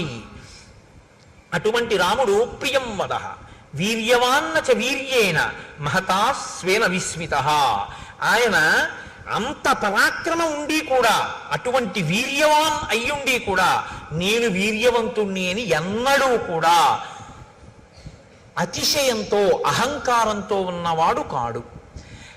నచానృత కథో విద్వాన్ వృద్ధానాం ప్రతిపూజక అనురక్త ప్రజాభిశ్చ ప్రజాశ్చాప్యనురంజతే. ఆయన ఇదొకటి చాలా గొప్ప విషయాన్ని మీరు వినాలి. ఇది ఇవాల్టి రోజున చాలా మందిని పాడు చేసేటటువంటి పెద్ద సమస్య ఇదే. నచానృత కథో, ఆయన ఎన్నడూ కూడా అసత్యమాడేటటువంటి వాడు కాడు. ఆయన విద్వాన్, అన్నీ తెలుసున్నటువంటి వాడు. వృద్ధానాం ప్రతిపూజక, ఆయన వృద్ధులైనటువంటి వాళ్ళని, జ్ఞానమున్న వాళ్ళని పూజించేటటువంటి లక్షణం ఉన్నవాడు. అనురక్త ప్రజాభిశ్చ, ప్రజల యందు అనురాగం ఉన్నవాడు, ప్రజల చేత ప్రేమింపబడినవాడు. అన్నిటికన్నా గొప్ప విషయం ఏమిటో తెలుసా అండి? నా శ్రేయసిరతో విద్వాన్ నవిరుద్ధ కదారుచి. ఆయన ఎప్పుడూ కూడా నా శ్రేయసి రతో విద్వాన్ న విరుద్ధ కదారుచి. ఏది శ్రేయస్సుని ఇవ్వదో అటువంటి దాన్ని చదవడం పట్ల ఆయనకి అనురక్తి లేదు. ఇవాళ నాకు తెలిసి ఏమంటే ఏదో రామాయణం చెప్పాం, భాగవతం చెప్పామని చాలామంది మాట్లాడుతుంటారు వచ్చి, లేకపోతే ఫోన్ చేస్తూ ఉంటారు. నాకు రామాయణంలో ఈ మాట ఎంత గొప్ప రచన చేశారా మహర్షి అనిపిస్తుంది. ప్రింటింగ్ ప్రెస్లు వచ్చేసాయి. ఈ తెలిసినా తెలియకపోయినా ఏదో పుస్తకం రాసేయడం, రచన చేసేయడం, దాన్ని విడిచిపెట్టేయడం. ఆ పుస్తకం ఏం చేసేస్తోందంటే, తెలిసి తెలియనితనంతో రాసినటువంటి పుస్తకం చాలామంది జీవితాలనే పాడు చేసేస్తాం. తెలిసి తెలియనటువంటి విషయంతో ఉన్నటువంటి పుస్తకాలు, కల్పిత కథలన్నీ కూడా ఏం చేస్తాయంటే మనసుకి ఉద్రేకాన్ని కల్పించేవై ఉంటాయి. అవి యథార్థములు కావు, కానీ ఉద్రేకాన్ని కల్పిస్తాయి, కాసేపు లేకపోతే ప్రసన్నత్వాన్ని కల్పిస్తాయి. అది ఏమైపోతుందంటే మనసు మెల్లిమెల్లిగా దానికి అలవాటు పడిపోతుంది. ఆ కల్పిత కథల్ని చదువుకుంటూ ఉండడం. నువ్వు చదువుకున్నటువంటి చదువు దేనికి పనికొస్తుందంటే, సత్యము కాని ఒక విషయాన్ని నువ్వు అదే పనిగా చదువుకుంటూ ఆ భ్రాంతిలో గడిపేయడానికి పనికొస్తుంది. ఏది సత్యమైన విషయమో అది చదువుకోవడానికి నీ చదువు పనికి రావాలి. రాముడు ఎప్పుడు చదివేవాడు కాదుట. అసత్యమైన విషయము అది నాకు శ్రేయస్సుని ఇవ్వదు, అది పనికొచ్చేది కాదు, నా ఉద్ధరణకి పనికిరాదు, రాముడు చదివేవాడు కాడు. పిల్లలకి పుస్తకాలు చదివే అలవాటు చేసేటప్పుడు ఏ పుస్తకాలు చదవాలో అలవాటు చేయాలి. అది చాలా అవసరం. తప్ప ఏదో బుక్ రీడింగ్ అని చెప్పి పనికి మాలిన పుస్తకాలన్నీ చదవడమే అలవాటు చేశారనుకోండి, ఉపయోగం ఏముంటుంది? నేను ఒక్క మాట అంటాను, మీరు నిజాయితీగా ఆలోచించండి. నేను ఎవరిని మనసు ఖేదపరచాలని నేను మాట్లాడటలేదు. మీరు ఇవాళ ఒక 5 రూపాయలు పెట్టి న్యూస్ పేపర్ కొంటే ఒక రోజంతా చదవచ్చు, అంత మెటీరియల్ ఉంటుంది అందులో. ఎవరో ఒకళ్ళు ఎంతో మంది మాట్లాడిన ఉంటాయి. ఆ మాట్లాడిన మాటల్లో పనికొచ్చేది, మీ జీవితానికి ఆదర్శవంతంగా తీసుకోవలసిన మాట అన్నవి ఎన్ని కనపడుతుంటాయి. ఎంత పొల్లుంటుంది, ఎన్ని పనికొచ్చే మాటలు అందులో ఉంటాయి. కానీ మనం న్యూస్ పేపర్ చదవద్దని నేను అన్నాను. న్యూస్ పేపరే జీవితంగా బతుకుతాం. సంధ్యావందనం చేయడం ముఖ్యమా, న్యూస్ పేపర్ చదవడం ముఖ్యమా అంటే, ఒక్కసారి పేపర్ చూస్తానంటాడు. ఒక్కసారి పేపర్ చూస్తానని ఇలా పట్టుకున్నవాడు పేపర్ అంతా అయ్యాక 9ంటికి సంధ్యావందనానికి వెళ్తాడు. 9ంటికి సంధ్యావందనానికి వెళ్ళే లోపల నీ మనసు ఏమైపోతుందంటే, ఇందులో ఉన్న విషయాలు చదివి నీ పక్షపాతాలకి అనుగుణంగా అది ఉద్వేగం చెందుతుంది. ఆ ఉద్వేగంలో నీ మనసు ధ్యానమునందు కుదురుకోదు. నువ్వు చేసిందేముంది అంటే, ఏది ముందు చెయ్యాలో ఏది వెనక చెయ్యాలో తెలియకపోవడం, ఏది శ్రేయస్సునిస్తుందో అది ఎక్కువ చదవకపోవడం, ఏది శ్రేయస్సుని ఇవ్వదో దాన్ని చాలా శ్రద్ధగా ఎక్కువసేపు చదవడం. ఏమిటి నువ్వు దానివల్ల నువ్వు పొందుతున్నది ఏమి అన్నావు అనుకోండి, మీకు ఉపకారం ఏమి ఉండదు దానివల్ల. ఏమీ ఉండదు ఉపకారం. వాడు వీడిని అన్నాడు, వీడు వాడిని అన్నాడు, వాడు వీడిని అన్నాడని వీడు వాడిని అన్నాడని మీరు మళ్ళీ కాఫీ తాగి చెప్పుకోవాలంతే. ఏమిటి ప్రయోజనం? ఏమీ ఉండదు. రామాయణంలో రాముడు ఏమన్నాడో చదివావా? ఎప్పుడు చదవడు. ఎప్పుడు టైం ఏదండి అంటాడు. రామాయణం అయోధ్యకాండ చదివారు ఏంటంటే, ఎప్పుడన్నా 2-3 సర్కలు అన్నారు అనుకోండి, అబ్బే అంత టైం ఎక్కడ ఉంటుందండి నాకంటే. న్యూస్ పేపర్ చదివావా అని అడిగాను అనుకోండి, అసలు న్యూస్ పేపర్ చదవకపోతే నాకు ఆ రోజులా ఉండదండి అంటాడు. అనురక్తి అది పెంచుకోవద్దు. శ్రేయస్సునిచ్చే వాటి మీద నీవు ఎక్కువ సమయాన్ని వెచ్చించడం నేర్చుకో. ఇది మనకి తెలిస్తే యథార్థంగా 42 రోజులు అయ్యేటప్పటికీ ఇది అనుష్ఠానంలోకి వచ్చిందని గుర్తు ఏమిటంటే, రామకోటి రాసేటటువంటి పుస్తకాలు హరిప్రసాద్ గారు ముద్రణ చేసినవి సరిపోకుండా ఉండాలి కదా. సమయం సద్వినియోగం అవుతోంది. నిజంగా రామాయణం విని మార్పు వచ్చిందని గుర్తు ఏమిటంటే, న్యూస్ పేపర్ గంట చదివేది 20 నిమిషాలకి తగ్గించి 40 నిమిషాలు రామకోటికి ఇచ్చేస్తున్నాడని మొదలెట్టారనుకోండి. 40 నిమిషాలు రామకోటి రాసేయడం మొదలు పెడితే హరిప్రసాద్ గారు మళ్ళీ రెండో ద్వితీయ ముద్రణకి వెళ్ళాలి ఆ పుస్తకాల కోసం కదా. రామకోటికి పుస్తకాలు రాయబడలేదండి, పుస్తకాలు ఉండిపోయాయి అన్నారనుకోండి, హరిప్రసాద్ గారు కాదు బాధపడవలసింది. సనాతన ధర్మం యొక్క స్థితి ఇలా ఉందన్నమాట. ఇంకా రామాయణం లోకంలోకి జీర్ణం అవ్వట్లేదన్నమాట. ఎక్కడో లోపం ఉంది, ఇంకా కలిపురుష లక్షణం ఉందని మనం బాధపడవలసి ఉంటుంది. అవునా? నన్ను సహృదయంతో అర్థం చేసుకోండి. కాబట్టి ఇది రామచంద్రమూర్తి యొక్క స్థితి. కాబట్టి ఇటువంటి మహానుభావుడు. అన్నిటికన్నా అద్భుతమైన విషయం అండి రామాయణంలో, నేను అందుకే మీతో మనవి చేసేది, అయోధ్యకాండలో ప్రతి శ్లోకం మన జీవితానికి అన్వయం అవుతుంది, గృహస్థాశ్రమానికి అన్వయం అవుతుంది, మనని దిద్దుబాటు చేస్తుంది. ఇలా దిద్దుకో నేర్పుతుంది. రాముట్ట ధర్మ కామార్థ తత్వజ్ఞ స్మృతిమాన్ ప్రతిభానవాన్ లౌకికే సమయాచారే కృతకల్పో విశారద. ఆయనకి ధర్మము గురించి, కామము గురించి, అర్థము గురించి బాగా తెలుసు. అసలు పెళ్లి చేస్తే ధర్మేచ అర్థేచ కామేచ నాతి చరామి అంటాడు. ఈమెను నేను అతిక్రమించను ధర్మమునందు, అర్థమునందు, కామమునందు. మిమ్మల్ని నేను మాట అడుగుతాను, చెప్పండి ఈ 3 ఈశలు నిజానికి. ఎందుకంటే మోక్షం పక్కన పెట్టేయండి, చతుర్విధ పురుషార్థాల్లో ధర్మం, అర్థం, కామం. ఇందులో ధర్మం సరే పక్కన పెట్టండి, అర్థము, కామము. అర్థం అంటే డబ్బే కదండి, అందాక అనుకోండి. పోని ధనీష, అది 3 ఈశలలో ఒక ఈశ. అది అంటే మనిషిని పాడు చేసేది. అది జన్మాంతరం వాసన కింద తరుగుతుంది మనిషిని. అటువంటిది ధనేష. ధనేష, దారేష, పుత్రేష, ఈ 3ను. ఇవి మనసుని వదలవు జాగ్రత్త. అంటే ఏమిటో తెలుసా అండి, మనసుని వదలవన్న మాట ఎందుకంటారో తెలుసా? ఇది ఏం చేస్తుందంటే, మీ మనసుని మీరు దేని యందు పెట్టారో దాన్నే స్మరిస్తుంది. అది అంత్యకాలమునందు శరీరంలోంచి మనసు వెళ్ళిపోయేటప్పుడు ప్రాణోత్క్రమణం అంటారు. చనిపోవడం అంటే ఏమిటో భాగవతంలో చెప్తారు. మనసు ఏం చేస్తుందంటే ఆఖరణ ఇంద్రియాల్లో ఉన్న శక్తులన్నింటినీ సర్దేసుకుంటుంది గబగబా. అంటే కంట్లో ఉన్నటువంటి చూడగలిగిన శక్తిని వెనక్కి లాగేసి తనతో అంటించుకుంటుంది. చెవికి వినగలిగిన శక్తిని వెనక్కి తీసి తనతో పట్టుకుంటుంది. స్పర్శేంద్రియానికి, చర్మానికి ముట్టుకుంటే తెలిసే శక్తిని వెనక్కి లాగేసి పట్టుకుంటుంది.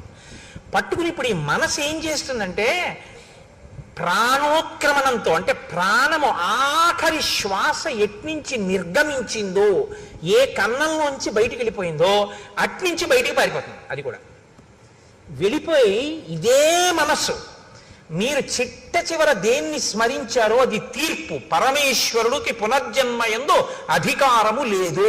బాగా గుర్తుపెట్టుకోండి మీరు ఈ విషయాన్ని, బాగా బాగా జ్ఞాపకం చేసుకోండి. మనిషి జీవితంలో గుర్తుపెట్టుకోవలసింది, పునర్జన్మ యందు ఈశ్వరునకు అధికారము లేదు. ఈశ్వరుడు ఇవ్వలేడు. మళ్ళీ నన్ను మనిషిగా పుట్టించు, ఈశ్వరుడు పుట్టించలేడు, ఇవ్వలేడు ఈశ్వరుడు. ఎందుకో తెలుసా అండి? అది మీకు వదిలిపెట్టేశాడు మనిషికి. నీ పునర్జన్మ నీ చేతిలోనే ఉంచాను. మళ్ళీ పుడతావో మళ్ళీ పుట్టవో ఎటు పోతావో నీ ఇష్టం, నీకు వదిలేశాను. ఎలా వదిలేడో తెలుసా? మనసుకి స్మరణ ఉంటుంది, అందుకే స్మరహ అంటారు. ఎప్పుడు తలుచుకుంటుంది. దేన్ని తలుచుకోవడానికి అది అలవాటు పడిపోయిందో అది ఊపిరి మీద ఆధారపడుతుంది.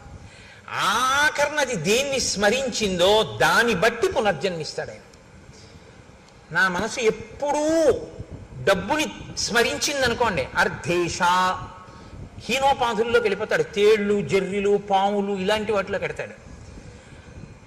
దారేష భార్య ఎందు ఉండిపోయింది అనుకోండి, అప్పుడు మళ్ళీ ఆ కాముకత్వం చేతనో ఆమె ఎందుండేటటువంటి ప్రీతి పెరిగిపోవడమో ఏదో జరిగింది అనుకోండి, ఆ భార్య అదే పనిగా స్మరణలోకి వచ్చేసి అదే స్మరణతో విడిచిపెట్టాడు అనుకోండి, ఎక్కడో మళ్ళీ హీనోపాధుల్లోకి వెళ్ళిపోతాడు. ఏ కుక్కో పిల్లో ఏదో వెన్నుపాము అడ్డంగా ఉండేటటువంటి జన్మలోకి వెళ్ళిపోతాడు. ఇలా నిలువుగా తిరగదిగా, మనిషికే అడ్డంగా పుట్టి నిలువుగా తిరుగుతుంది, మిగిలిన వాటికి అడ్డంగా పుట్టి అడ్డంగానే ఉంటుంది. అలాగే పెడతాడు.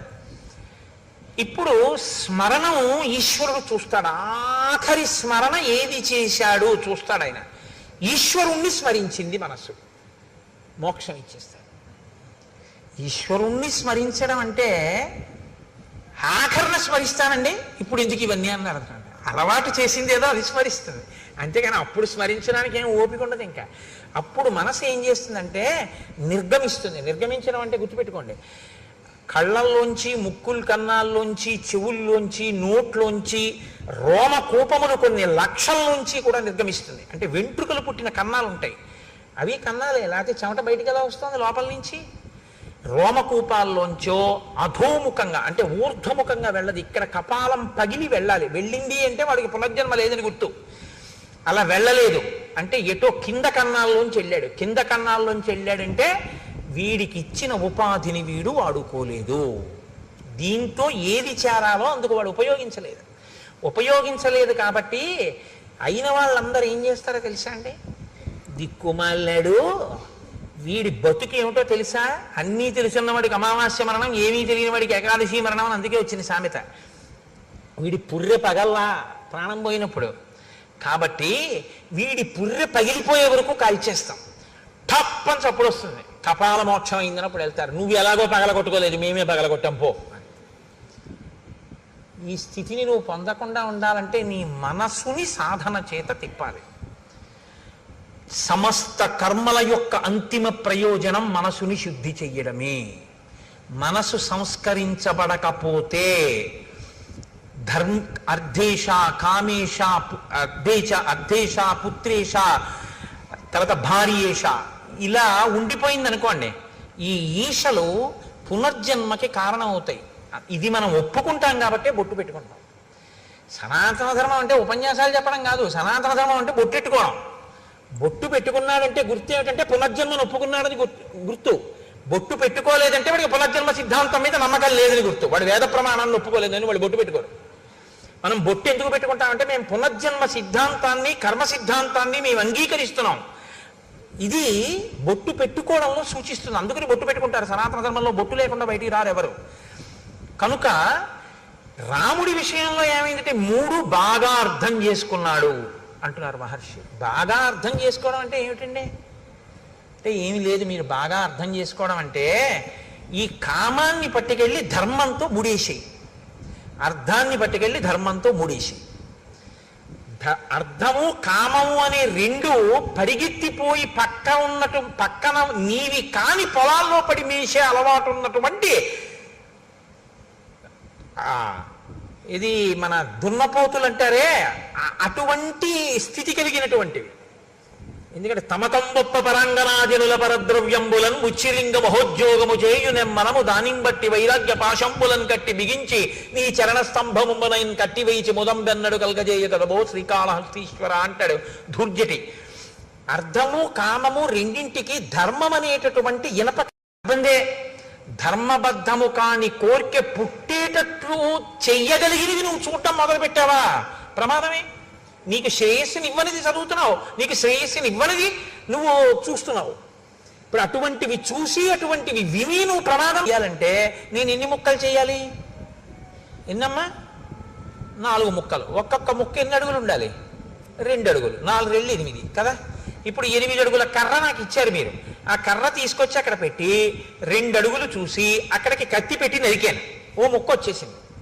ఇప్పుడు మళ్ళీ 6 అడుగుల ముక్క ఉందిగా, మళ్ళీ ఇలా పెట్టి మళ్ళీ ఇంకో 2 అడుగుల ముక్క నరికాను, ఇంకో 2 అడుగుల ముక్క వచ్చింది. ఇంకెన్ని ముక్కలు మిగిలాయి? ఇంకెంత ముక్క మిగిలింది?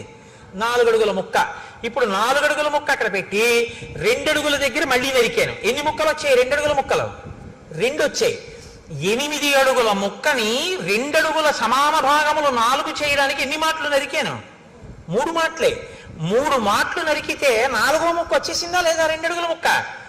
ధర్మబద్ధమైన అర్థము, ధర్మబద్ధమైన కామము మోక్షాన్ని ఇచ్చేస్తాయి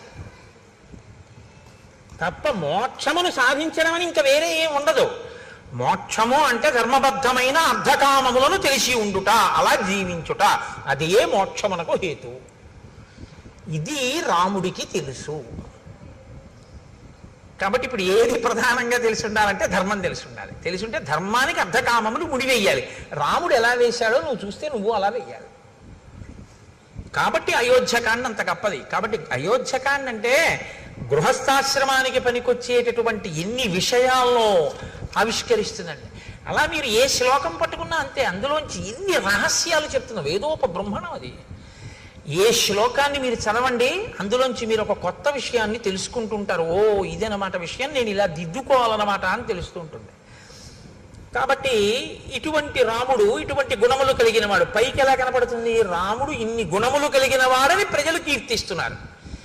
ఇప్పుడు దశరథ మహారాజు గారు అనుకున్నారట, అధరాజ్ఞో బభూవైవం వృద్ధస్య చిరజీవిన ప్రీతిరేషా కథం రామో రాజస్యాన్మయి జీవతి. నేను చాలా కాలం బ్రతికాను, పెద్దవాడిని అయిపోయాను, వృద్ధుణ్ణి అయిపోయాను, 60,000 సంవత్సరముల వయస్సు వచ్చింది. ఇంతకాలం బిడ్డలు లేరని బాధ, ఇప్పుడు బిడ్డలు పుట్టిన తరువాత గుణవంతులయ్యారని సంతోషం. ఇప్పుడేం కోరిక వచ్చింది కొత్తగా?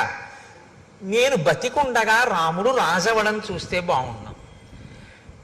తర్వాత కోరిక ఏమిటి వచ్చింది దశరథ మహారాజు గారికి? రాముడు రాజై పరిపాలన చెయ్యడం చూసి స్వర్గానికి వెళ్ళిపోతే బాగున్నాం. ఇప్పుడు ఈ కోరిక పుట్టింది అని ఆయన అనుకుంటున్నాడు. వృద్ధికామోహిలోకస్య సర్వభూతానుకంపన మత్త ప్రియతరో లోకే పర్జన్యైవ వృష్టిమాన్. దశరథుడి దృష్టిలో రాముడు ఎటువంటి వాడు? ఆయన లోకాన్నంతటినీ కూడా అనుగ్రహించగలిగినటువంటి సమర్థుడు. ఎలా అనుగ్రహిస్తాడు అంటే, ఒక ఊళ్ళో వాళ్ళందరూ దాహంతో ఆర్తితో ఉన్నారు. కేవలం పంపుల్లో నీళ్లు బాగా వదిలిపెడతామండి అంటే సరిపోతుందా? ఆచరి వెండిపోతుంది. బాగా నీరు నిండినటువంటి మేఘముల గుంపు వచ్చి వర్షించిందా, చెరువులు తటాకములు అన్నీ నిండిపోతాయి, మంచి జల సమృద్ధి కలుగుతుంది. జనుల యొక్క ఆర్తి తీర్చగలిగినటువంటి సమర్థతలో నీరు నిండిన మేఘం లాంటి వాడు నా కొడుకు, అంతటి సమర్థుడు. కాబట్టి ఆ రాముడు రాజు అయితే బాగున్నాం.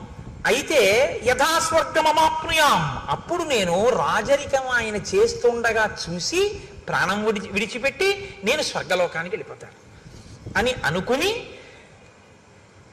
కబురు చేశాడు. పౌరులకు, జానపదులకు, సేనానాయకులకు, మంత్రులకు, సామంతులకు, ఇతర ప్రముఖులకు అందరికీ విడివిడిగా కబుర్లు చేశాడు. అందరికీ కలిపి ఒకరు కాదు, విడివిడిగా. ఒకరికి తెలిసినట్లు ఒకరికి తెలియదు.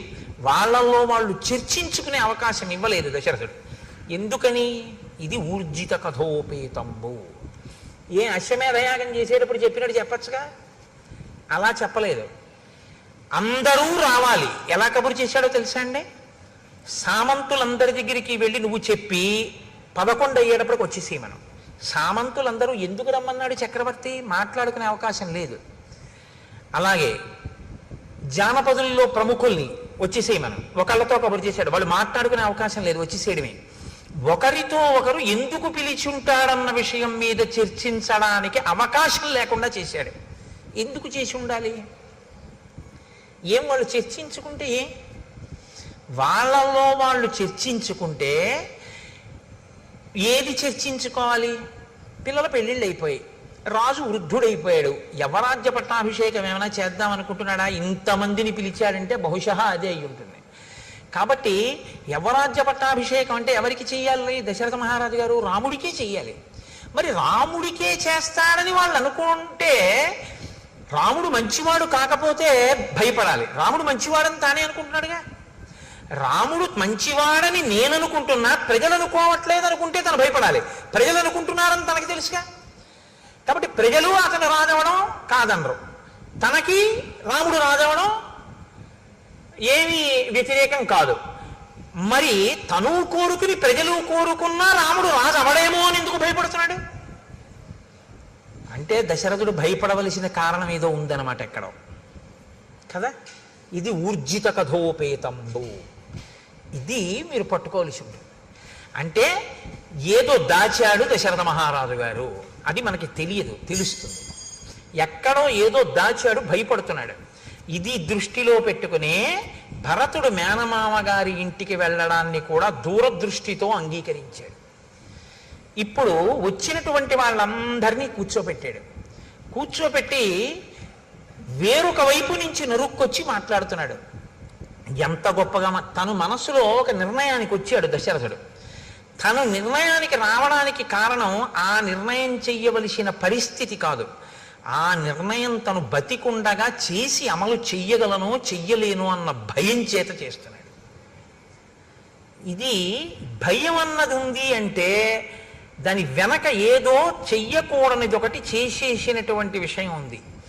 చెయ్యకూడనిది ఏదో ఒకటి ఇంతకుముందు చేసినది ఇప్పుడు చెయ్యవలసినటువంటి ధర్మానికి అడ్డుగా వస్తోంది. ఇప్పుడు ఈ అడ్డుగా వస్తున్నది 10 మందికి చెప్పలేనిది. 10 మందికి చెప్పలేని దాని నుంచి తప్పించుకుని చెయ్యవలసింది చేసేయాలనుకుంటున్నాడంటే తను భయపడుతున్నాడు. ఏమిటి ఆ విషయం? అది బయట తను ఎలా పడతాడు? పడడం. అందుని పడకుండా మాట్లాడాలి. ఇప్పుడు సభలో ఎంత అందంగా మాట్లాడుతున్నాడో చూడండి. దివ్యాంతరిక్షే భూమౌచ ఘోరముత్పాజం భయం సంచచే చ మేధావి శరీరే చత్మనోజరాం. ఈ మధ్యకాలంలో భూమి మీద అక్కడ నాకు ఉత్పాదములు కనపడుతున్నాయి. అందుకని నేను తొందరగా యవరాజ్య పట్టాభిషేకం చేసేద్దాము అని అనుకుంటున్నాను. నతు కేకయ రాజానం జనకం వా నరాధిప తరయా చానయామాస పశ్చాత్తౌ శ్రోష్యత ప్రియం. ఈ యవ్వరాజ్య పట్టాభిషేకం చెయ్యాలి అనుకుంటున్న విషయాన్ని మీరు జనక మహారాజు గారికి కానీ కేకయ రాజు గారికి కానీ తెలియనివ్వకండి. తెలియనివ్వకండి అనగానే అనుమానం వస్తుందా రాదండి? జనకుడికి ఎందుకు చెప్పకూడదు? వియ్యంకుడు.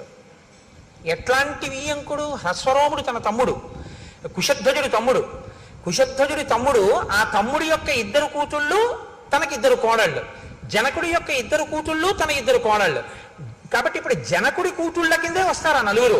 కాబట్టి వియ్యంకుడు కదా, జనకుడిని పిలవాలి. పట్టాభిషేకం చేసేటప్పుడు పిలవద్దంటున్నాడు. అదేమిటంటే వియ్యంకుడికి చెప్పొద్దంటాడేంటి? యవరాజ్య పట్టాభిషేకం చేస్తూ అని ఎవరైనా అనుకుంటారేమోనని అనుకోకుండా ఉండవలసిన రీతిలో మాట చెప్తున్నాడు. జనక మహారాజు గారికి చెప్పకండి, కేకయ రాజు గారికి చెప్పకండి, వాళ్ళిద్దరికీ తెలియక్కర్లేదన్నాడు. అంటే ఈ ఇద్దరే వద్దనడానికి ఏదో కారణం ఉందన్నమాట. ఈ ఇద్దరిని ఎందుకు వద్దంటున్నాడు అన్నది తర్వాత తెలుస్తుంది మనకి. ఊర్జిత కథోపేతంబు కదండి, తెలిసినా నేను చెప్పేయకూడదు, అలా చెప్పకుండా ఉండాలి కాసేపు గుంభనంగా. కాబట్టి వీళ్ళిద్దరికీ తెలియనివ్వకండి. అంటే మిగిలిన వాళ్ళు తెలివి తక్కువ వాళ్ళు ఏంటి, ఏమంటే వాళ్ళిద్దరికి ఎందుకండి చెప్పొద్దన్నాడు అంటారు. కార్యం తొందరగా పూర్తి చేయాలి. వాళ్ళు చాలా దూరంలో ఉన్నారు, వెళ్ళి చెప్పి తీసుకొచ్చేంత సమయం లేదు. అందుకని మీరేం చేస్తారంటే ఇప్పుడు వెళ్ళి చెప్పాలనుకోకండి, చేసేది మంచి పని కాబట్టి తెలుసుకుని వాళ్ళు సంతోషిస్తారని. ఇప్పుడు మీరు ఆలోచించే అవకాశం లేకుండా ఆపాడు. అంటే దశరథుడు అమాయకుడు ఏం కాడు, చాలా తెలివైనవాడు కదండి. చాలా ఆలోచించాడనమాట. ఎన్నో రాత్రులు ఆలోచించి మిగిలిన వాళ్ళతో మాత్రం నేను ఈ విషయం మాట్లాడాలన్నాడు. అని పౌరులని, జానపదులని, సామంతుల్ని అందరినీ కూర్చోపెట్టి అన్నాడు, ఇదం శరీరం కృత్సనస్య లోకస్య చరతాహితం పాండురస్యాతపత్రస్య ఛాయాయాం జిరితం మయా. చాలా గొప్ప మాట అండి. నాకు రామాయణం అయోధ్యకాండలో చాలా ఇష్టమైన శ్లోకాల్లో ఇదొకటి. ఎంత అందంగా మాట్లాడాడంటే సభ యొక్క సానుభూతిని పొందే రీతిలో మాట్లాడాడు. ఈ తెల్ల గొడుగు కింద కూర్చుని నేను చాలా కాలంగా పరిపాలన చేస్తున్నానన్నాడు. రాజు రంగుల గొడుగుల కింద కూర్చోకూడదు, తెల్ల గొడుగు కిందే కూర్చోవాలి. ఇప్పుడు రేపు పాదుకా పట్టాభిషేకం చేసామనుకోండి, రంగు గొడుగు పెట్టకూడదు, తెల్ల గొడుగే పెట్టాలి. తెల్ల గొడుగు లేదనుకోండి చేయించేయాలి ఈలోగా. కాబట్టి తెల్లటి గొడుగు కింద కూర్చున్నాను నేను. ఎన్నేళ్ళు? కొన్ని వేల ఏళ్ళు కూర్చున్నాను. కొన్ని వేల ఏళ్ళు కూర్చోవడంలో నాకు తెలియలేదు సుమా అన్నాడంటే, రాజ్యాన్ని పరిపాలిస్తున్నటువంటి ఆనందంలో, ఈ భోగాల్లో ఈ శరీరం ముసలదైపోయింది అన్నాడు. తెల్ల గొడుగు కింద ఈ శరీరం జర్జరీభూతం అయిపోయింది అంటే తెలియకుండా భోగాల్లోనే జర్జరీభూతం అయిపోయింది. అది ముసలితనానికి వెళ్ళిపోతే ప్రాప్య వర్ష సహస్రాణి బహన్యాయూంషి జీవిత జీర్ణాస్యాస్య శరీరస్య విశ్రాంతిమభిరోచయే. ఈ జీర్ణమైపోయిన శరీరం ఇంకా పరిపాలన చెయ్యమంటే చెయ్యలేకపోతోంది. అందుకని ఇది కొంత విశ్రాంతిని కోరుకుంటోంది. నేను నా పూర్వీకులు కూడా ధర్మాన్ని పట్టుకుని కొన్ని వేల సంవత్సరాలుగా ఇక్ష్వాకు వంశం ఈ రాజ్యాన్ని ప్రజలని కన్నబిడ్డలలా పరిపాలిస్తోంది. నా పూర్వీకులు ఏ ధర్మం పట్టుకున్నారో నేను కూడా అదే ధర్మాన్ని పట్టుకున్నాను. మిమ్మల్ని కన్నబిడ్డల్లా పరిపాలించాను. నా ఓపిక ఉన్నన్నాళ్ళు పరిపాలించాను. ఇక నాకు పరిపాలించడానికి ఓపిక లేదు, విశ్రాంతిని పొందాలి. అనురూప సవైనాథో లక్ష్మీవాన్ లక్ష్మణగ్రజ త్రైలోక్యమపి నాథేన ఏనస్యాన్ అధవత్తరం. 3 లోకములను పరిపాలించగలిగినటువంటి దక్షుడైనటువంటి రాముడు నా కుమారుడు. కాబట్టి ప్రజలకు హితకరమైనటువంటి రీతిలో పరిపాలన చెయ్యగలిగిన వాడు. కాబట్టి రాముడికి యవ్వరాజ్య పట్టాభిషేకం చెయ్యాలనుకుంటున్నాను. ఎవరో ఒక్కడే ఆలోచించి తీసుకున్నటువంటి నిర్ణయం అంత గొప్పగా ఉండదు. తటస్థులై అంటే అటు ఇటు చెందని వారైనటువంటి వారు ఆలోచించి చెప్పినటువంటి నిర్ణయంలో పక్షపాతం ఉండదు. కాబట్టి మీరు బాగా ఆలోచించి చెప్పండి, మీరు ఎలా చెప్తే నేను అలా చేస్తాను, ఇవ్వనా రాముడికి రాజ్యాన్ని అన్నాడు. అంటే సభంతా ఒక్కసారండి, అనేక వర్ష సహస్రో వృద్ధస్త్వమసి పార్థివ సరామం యువరాజానం అభిషించస్వ పార్థివం ఇచ్ఛామోహి మహాబాహుం రఘువీరం మహాబలం గజేన మహతాయాంతం రామం ఛత్రవృతాననం. రాజా, నువ్వు కొన్ని వేల సంవత్సరములు పరిపాలించావు, బడలిపోయావు. మాకు కోరికగా ఉంది, ఎప్పుడెప్పుడు రాముడు రాజవుతాడా, ఎప్పుడెప్పుడు అంబారీ ఏనుగు మీద పెడతాడా, ఎప్పుడెప్పుడు తెల్లగొడుగు కింద కూర్చుని యువరాజుగా పెడతాడా, ఎప్పుడు చూస్తామా. వీళ్ళప్పుడే కళని ఇంకొంచెం ముందుకు తీసుకెళ్ళిపోయారు. మాకు అలా ఉందని చూడాలనుంది అన్నారు. దశరథుడి ప్రజ్ఞ ఎక్కడుందో తెలుసా అండి? ఇప్పుడు సభ చేత ఆమోద ముద్ర వేయిస్తున్నాడు. ప్రజలందరూ కోరుకున్నారా రాముడు రాజు కావాలని అన్న విషయాన్ని తీసుకొస్తున్నాడు అనమాట ప్రస్తావనలోకి. నా నిర్ణయం కాదు, ప్రజలందరూ కోరుకున్నారంటున్నాడంటే ఏదో భయం ఉంది. తనే నిర్ణయం చేశానని చెప్పడానికి భయపడుతున్నాడు. అధికారం తనకున్న, రాముడిని రాజు చేయడానికి తనకు అధికారం ఉంది, పెద్ద కొడుకుని చేసేయచ్చు. కానీ నేనే చేశానండి పెద్ద కొడుకుని రాజుని అంటే ఎలా చేస్తావయ్యా అనేవాడు ఎవడో ఉన్నాడనమాట. ఎలా చేస్తావయ్యా అనేవాడు ఉన్నాడంటే అలా అనడానికి అవకాశం తను ఇచ్చాడనమాట ఎవరికో. అలా అనేవాడు ఎవడైనా ఉన్నవాడు వచ్చి అలా అంటాడేమోనన్న భయంతో రాజన్నవాడు ప్రజలు మెచ్చుకున్నవాడై ఉండాలి. ప్రజలందరూ కోరుకున్నారు, రాముడికి రాజ్యం ఇచ్చాను అనిపించడానికి సభ చేత ఆమోదముద్ర వేయిస్తున్నాడు. ఎంత తెలివిగా వేయించాడో తెలుసా అండి? శృత్యైవ వచనం యన్మే రాఘవం పతిమిచ్చద రాజాన సంశయోయం వే కిమిదం మృతతత్వతః కథం నుమయి ధర్మేణ పృథివీం అనుశాసతి భవంతో ద్రష్టుమిచ్చంతి యువరాజం మమాత్మజం. మీరు నిజంగా చెప్పండి, నేను ఇన్ని వేల సంవత్సరములు ధర్మంగా పరిపాలించాను కదా రాజా, ఇప్పుడు మీరేమి ముసిరివారైపోడండి, చక్కగా ఓపికగా ఉన్నారు కదా, పరిపాలిస్తున్నారు కదా, మీరే ఉండండి. ఇప్పుడు ఇందుకు అమంగళకరంగా ఏదో కొత్తగా యువరాజ్య పట్టాభిషేకం ఏంటి అలా ఉండండి, హాయిగా మీరే చేయండి అన్నం మానేసి రాముణ్ణే తీసుకొచ్చేయండి పెట్టేయండి అంటున్నారు కదా. ఒరే, మీకు నా పాలనలో లోపం కనపడిందా? రాముడిలో నాకన్నా గుణాలు కనపడ్డాయా? ఏవి చెప్పండి అన్నాడు. అంటే ప్రజలు ఎంతగా కోరుకున్నారో చెప్పించాలనుకున్నాడు. వాళ్ళు అన్నారు, బహవో నృప కళ్యాణ గుణాః పుత్రస్య సంతితే. నాయనా మహానుభావ, ఏం చెప్పమంటావు? నీ కొడుకుకి ఎన్ని కళ్యాణ గుణాలున్నాయో! ధర్మజ్ఞ, సత్యసంధశ్చ, శీలవాననసూయకః, క్షాంతః, శాంతయిత, శ్లేక్షణః, కృతజ్ఞో, విజితేంద్రియః. రాజు అయినటువంటి వాడు మృదు స్వభావి అయి ఉండాలి. తీవ్రమైన శిక్షలు, వ్యగ్రతతో కూడిన బుద్ధి ఉన్నవాడు కాకూడదు. ప్రజలు ఎలా కోరుకుంటారో ఆ మాటలు ప్రజలు అన్నారంటే రాముడు అటువంటి వాడు కాబట్టి అంటారు. ఎందుకు? ధర్మజ్ఞ, ఆయనకి ధర్మం తెలుసు. సత్యసంధశ్చ, మాట తప్పడం, అబద్ధం ఆడడం. శీలవాన్ అనసూయక, మంచి స్వభావం ఉన్నవాడు, ఎవ్వరి యందు అసూయ లేనివాడు. క్షాంత, ఓర్పు ఉన్నవాడు. శాంతయిత, ఆయన మాట్లాడేటప్పుడు కుపితులను, చాలా బాధతో ఉన్న వాళ్ళని, ఇబ్బందుల్లో ఉన్న వాళ్ళని ఓదార్పుగా మాట్లాడతాడు తప్ప అవతలవాడు కష్టంలో ఉన్నాడు కదా అని మరింత ఏడిచేలా మాట్లాడడం ఆయనకి రాదు. కాబట్టి సాంత్వయిత, శ్లేక్షణ, అత్యంత మృదువైనటువంటి స్వభావం ఉన్నవాడు. కృతజ్ఞో, చేసిన ఉపకారాన్ని మరిచిపోనివాడు. విజితేంద్రియ, ఇంద్రియములను గెలిచినటువంటి వాడు. ప్రియవాదీచ భూతానాం సత్యవాదీచ రాఘవ, బహుశ్రుతానాం వృద్ధానాం బ్రాహ్మణానాం ఉపాసిత. బాగా చదువుకున్నటువంటి వృద్ధుల్ని, బ్రాహ్మణుల్ని ఉపాసించేటటువంటి లక్షణము కలిగినటువంటి వాడు. ప్రియవాది, చాలా ప్రియముగా మాట్లాడేవాడు. అన్ని భూతముల పట్ల గౌరవం కలిగినటువంటి వాడు. సత్యవాది అయిన వాడు. అటువంటి వాడు రాజు కావాలని మేము కోరుకోమా? వ్యసనేషు మనుష్యానాం భృశం భవతి దుఃఖితః, ఉత్సవేషు సర్వేషు పితేవ పరితుష్యతి. చాలా చమత్కారమైనటువంటి మాట అన్నారు వాళ్ళు. వ్యసనేషు మనుష్యానాం భృశం భవతి దుఃఖితః. ప్రజలు కష్టంలో ఉన్నప్పుడు తెలుసుకుని వాళ్ళు కష్టపడ్డారని బాధపడుతూనే ఉంటాడు రాముడు. ప్రజల్ని సుఖపెట్టడంలో తండ్రిలా సుఖపెడతాడు. ఏమిటి మాట అంటే, రాముడు పరిపాలన చెయ్యడం అంటే ఎలా ఉంటుందంటేట, ప్రజలకు ఒక కష్టం వచ్చింది అనుకోండి, ఆ కష్టం తీరిపోయిన తర్వాత రాముడు మాత్రం, ప్రజలు ఆ కష్టం మర్చిపోయారు, రాముడు మర్చిపోతాడు. నేను రాజునై ఉండగా ఒకానొకప్పుడు ప్రజలంతా కష్టపడ్డారు, నేను వాళ్ళని అప్పుడు సుఖపెట్టలేకపోయానని ఇప్పటికీ తలుచుకు ఏడుస్తాట. ఇది అమ్మ లక్షణం అన్నారు. దానికి ఒక అద్భుతమైనటువంటి ఉపమానం ఇచ్చారు ఒక పెద్దలు అయిన వారు. ఒక వ్యాఖ్యానంలో ఒక తల్లి ఓ పసిపిల్లవాడిని తీసుకుని అక్కడ కూర్చోపెట్టుకుంది, బియ్యం ఏరుకుంటోంది. ఎవరో ఇంకో అమ్మలక్క వచ్చింది, ఈవిడ మాట్లాడుకుంటున్నారు. ఈ పిల్లవాడు తెలియని వాడు పాకుతూ వెళ్ళి పక్కనున్న పాడుపడ్డ బావిలో పడిపోయాడు. అమ్మా అని ఏడిచాడు. చీకటిగా ఉంది, నుయ్యి అందులో పడిపోయాడు. అయ్యో పిల్లాడు పడిపోయాడు అని గుండెలు బాదుకుంది ఆవిడ. బాదుకుంటే చుట్టుపక్కల వాళ్ళు వచ్చారు, నిచ్చెనేసుకున్నారు, లోపలికి దిగారు. అదృష్టవశాత్తు ఇసుక కయ్య ఉంది అక్కడ. పిల్లవాడికి ఏం అవ్వలేదు. వాడు చిరునవ్వు నవ్వుతున్నాడు. వాడిని పైకి తీసుకొచ్చారు. ఒళ్ళేం దెబ్బలు తగలలేదు, రక్ష పెట్టారు. వాడు పెరిగాడు, పెద్దవాడు అయిపోయాడు. ఆ తర్వాత 20 ఏళ్ల తర్వాత గుంటూరులో రామాయణం జరుగుతోంది.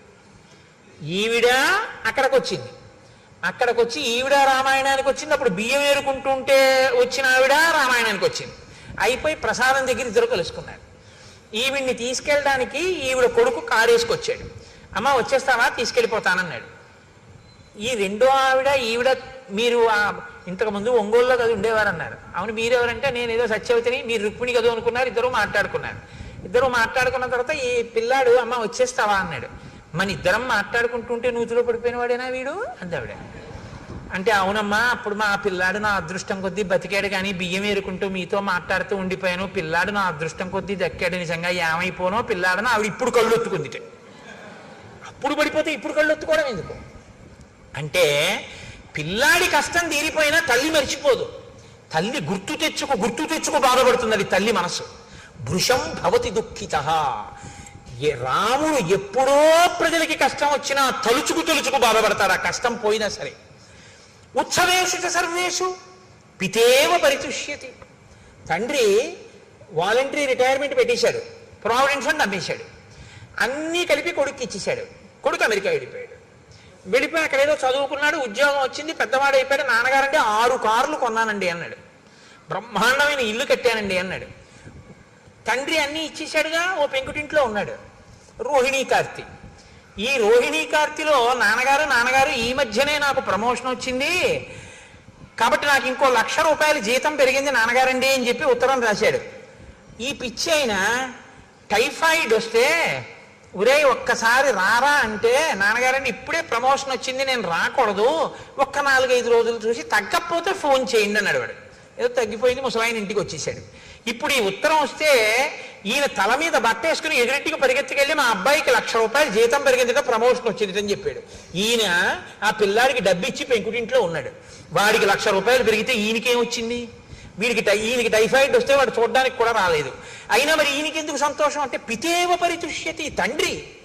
తండ్రి తనదంతా కొడుక్కిచ్చేసి కొడుకు సంతోషంగా ఉంటే తను సంతోషిస్తాడు తప్ప తను సంతోషంగా ఉండి కొడుకు ఏమీ లేకపోయినా నేను సంతోషంగా ఉన్నాను కదా వాడు ఎలా పోతే నాకు ఎందుకు తండ్రి అనలేడు.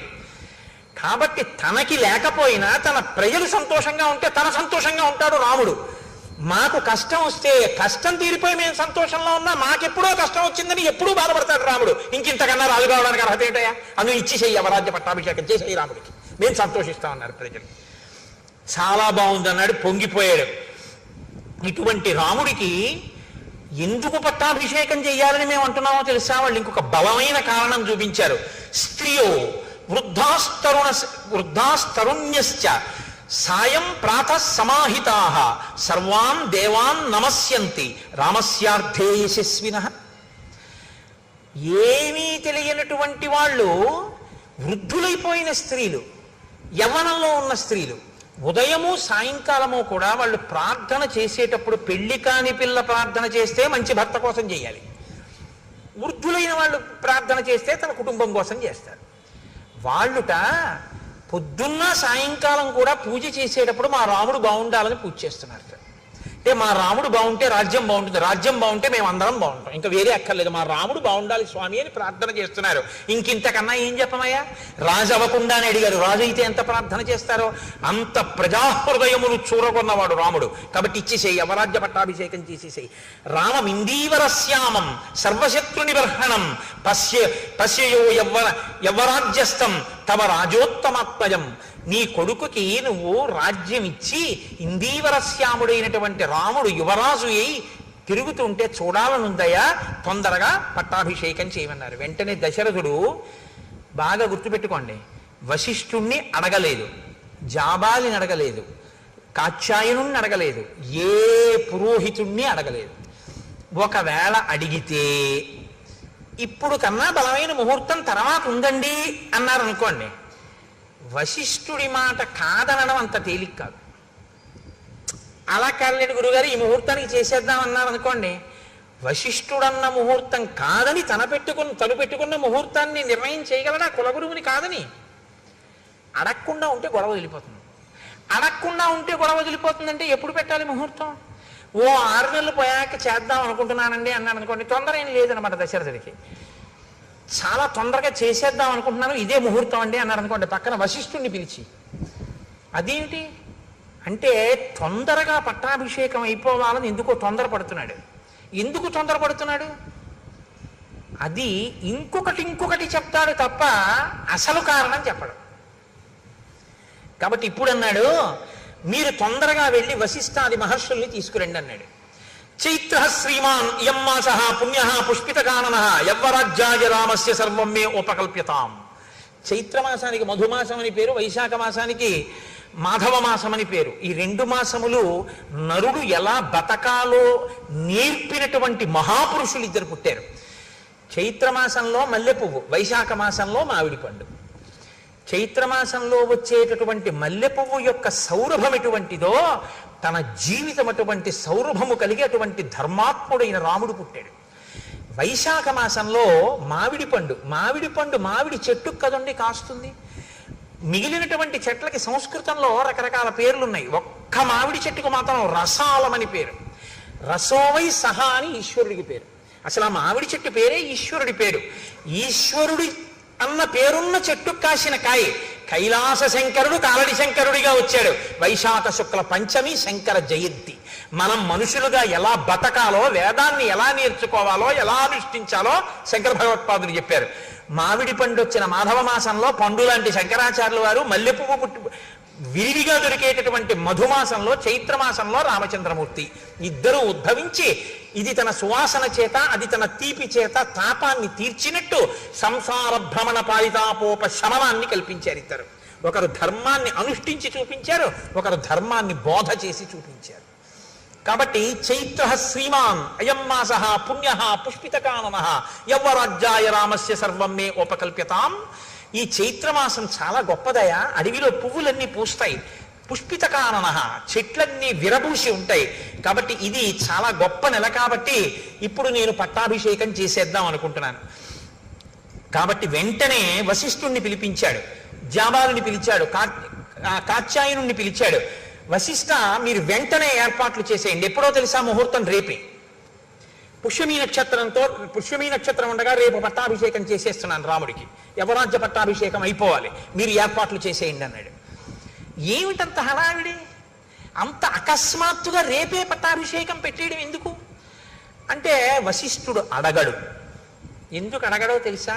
అడిగితే చెప్తాడు, తన గౌరవం పోగొట్టుకోడు. తనను అడగలేదంటే అది జరుగుతుందో జరగదో వశిష్ఠుడికి తెలుసు. ఇంత తొందరపడి ఏదో కప్పడానికి పెట్టిన ముహూర్తం నిలబడుతుందా? ఇది నిలబడదని వశిష్ఠుడికి తెలుసు. నిలబడదని తానని గౌరవం పోగొట్టుకోవడం ఎందుకు? ఊరుకున్నాడు. పెద్దలు పెద్దలే, తమను అడిగితే చెప్తారు, అడగకపోతే ఎందుకు? ఊరుకుంటారు.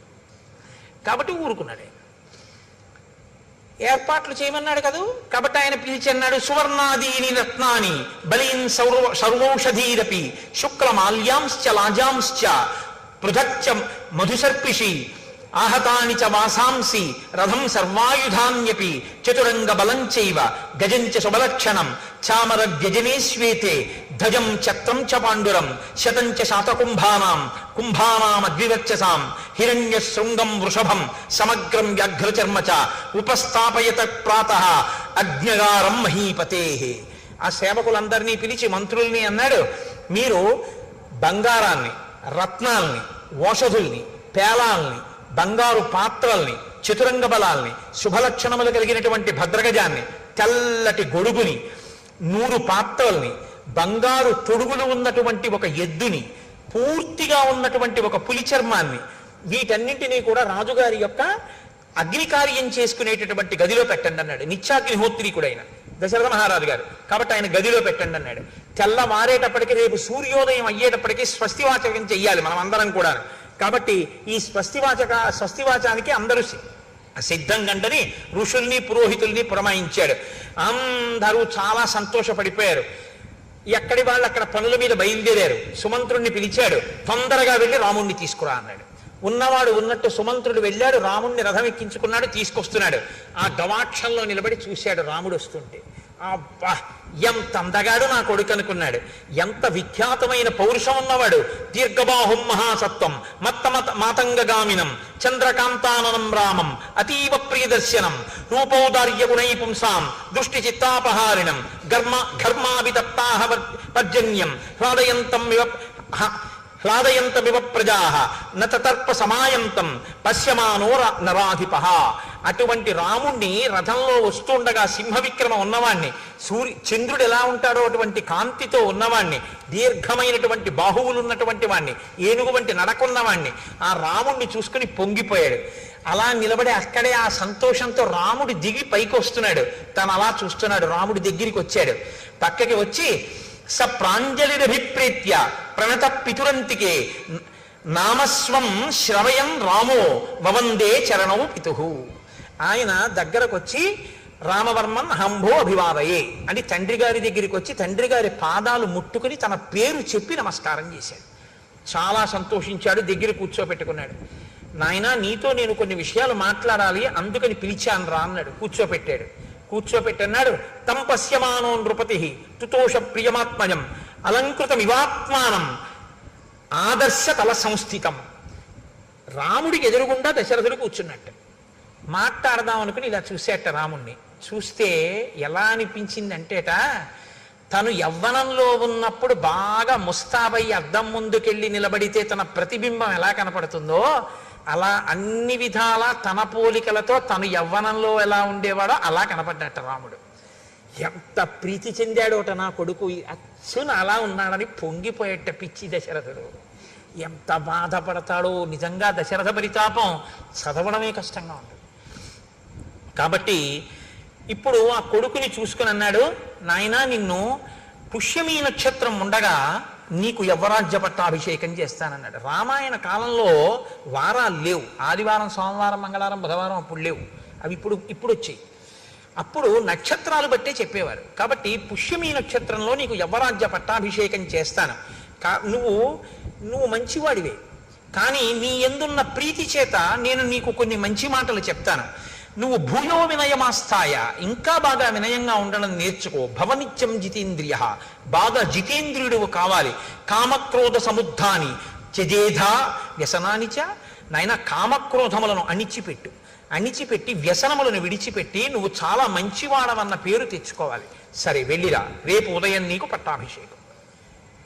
ఒక్క మాట అంటే ఒక్క మాట, అబ్బా నాన్నగారండి ఎంత మంచి మాట చెప్పారండి, మా ఫ్రెండ్స్కి వెళ్ళి పార్టీ ఇవ్వాలని ఏం అనలేదు. నువ్వు ఇంకా బాగా వృద్ధిలోకి రావాలి ఏమనలేదు.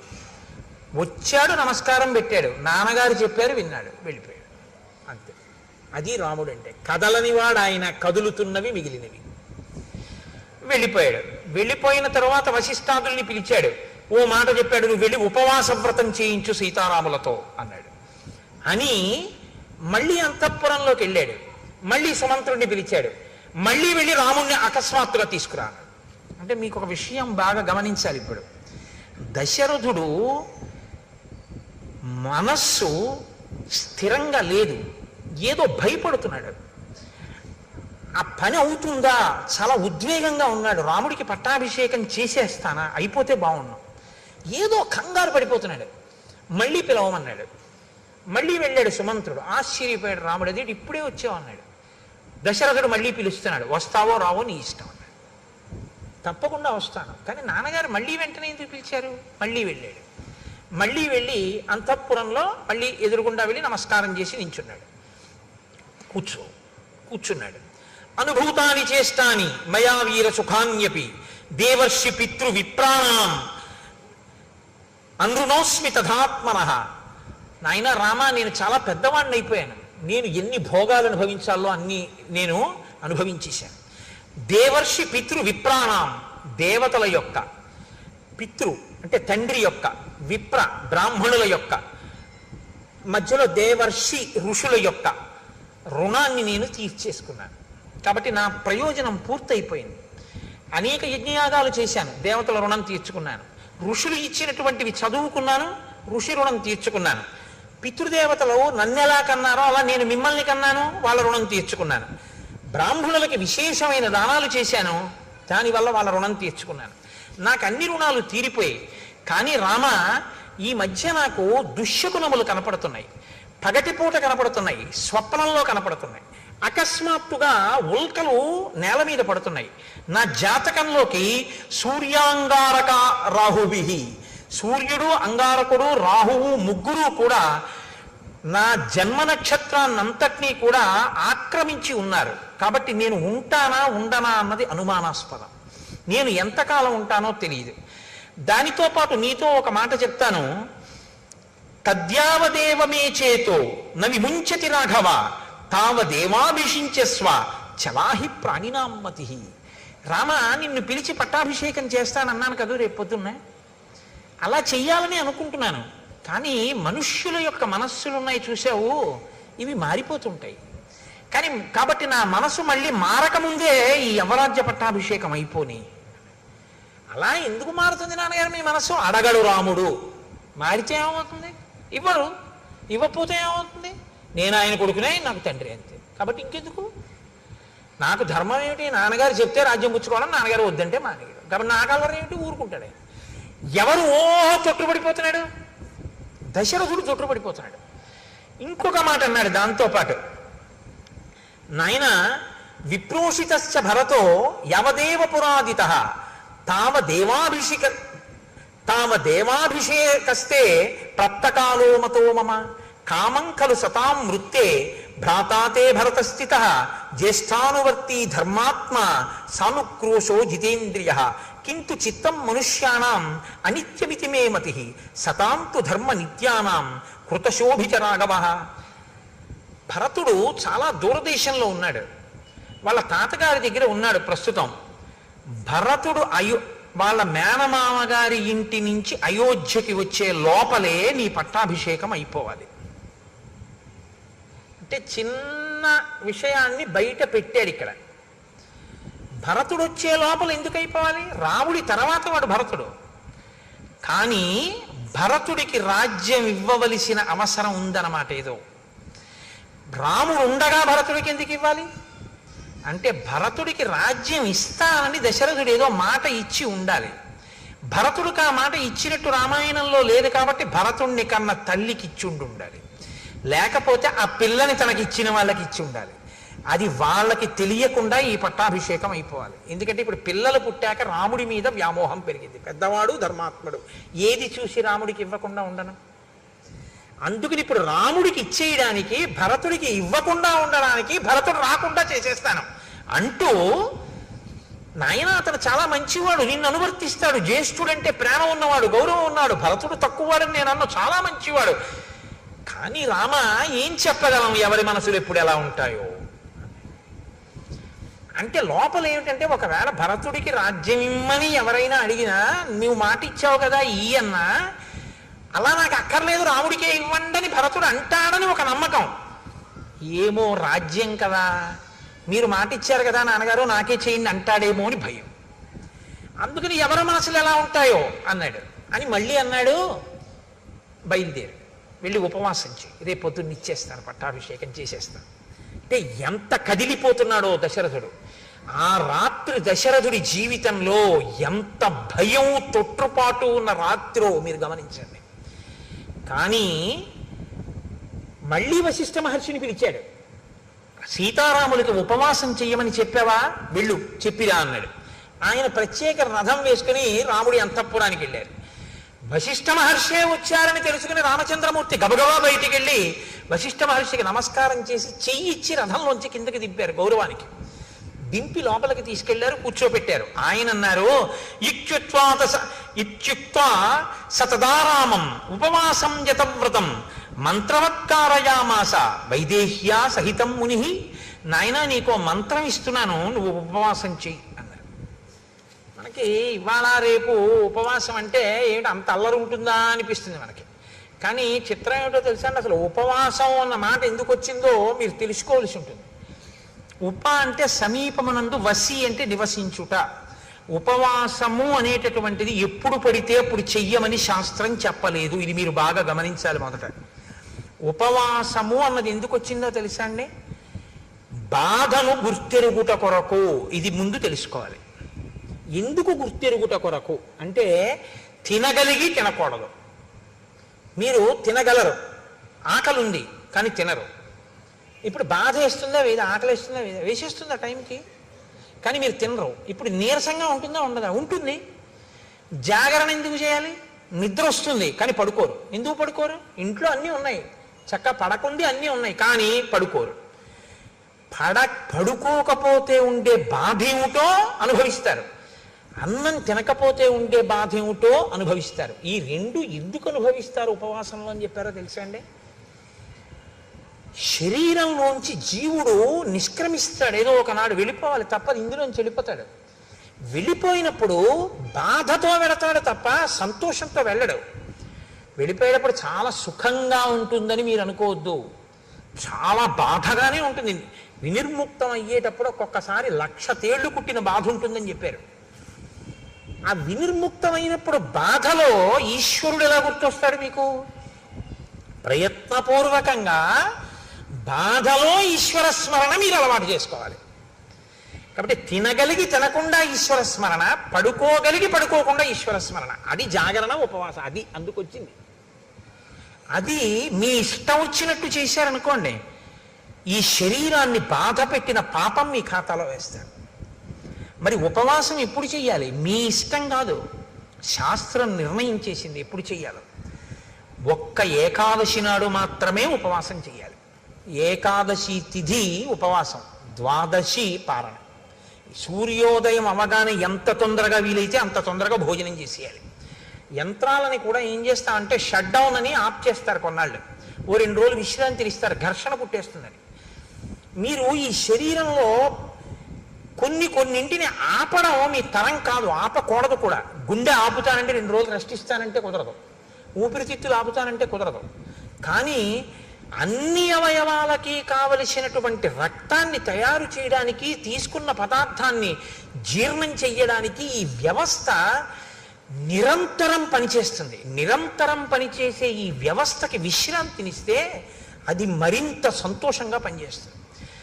ఈ శరీరానికి అన్నం ఇవ్వడం ఆపి భగవత్ కీర్తనామృతంతో దీన్ని నింపుతారు.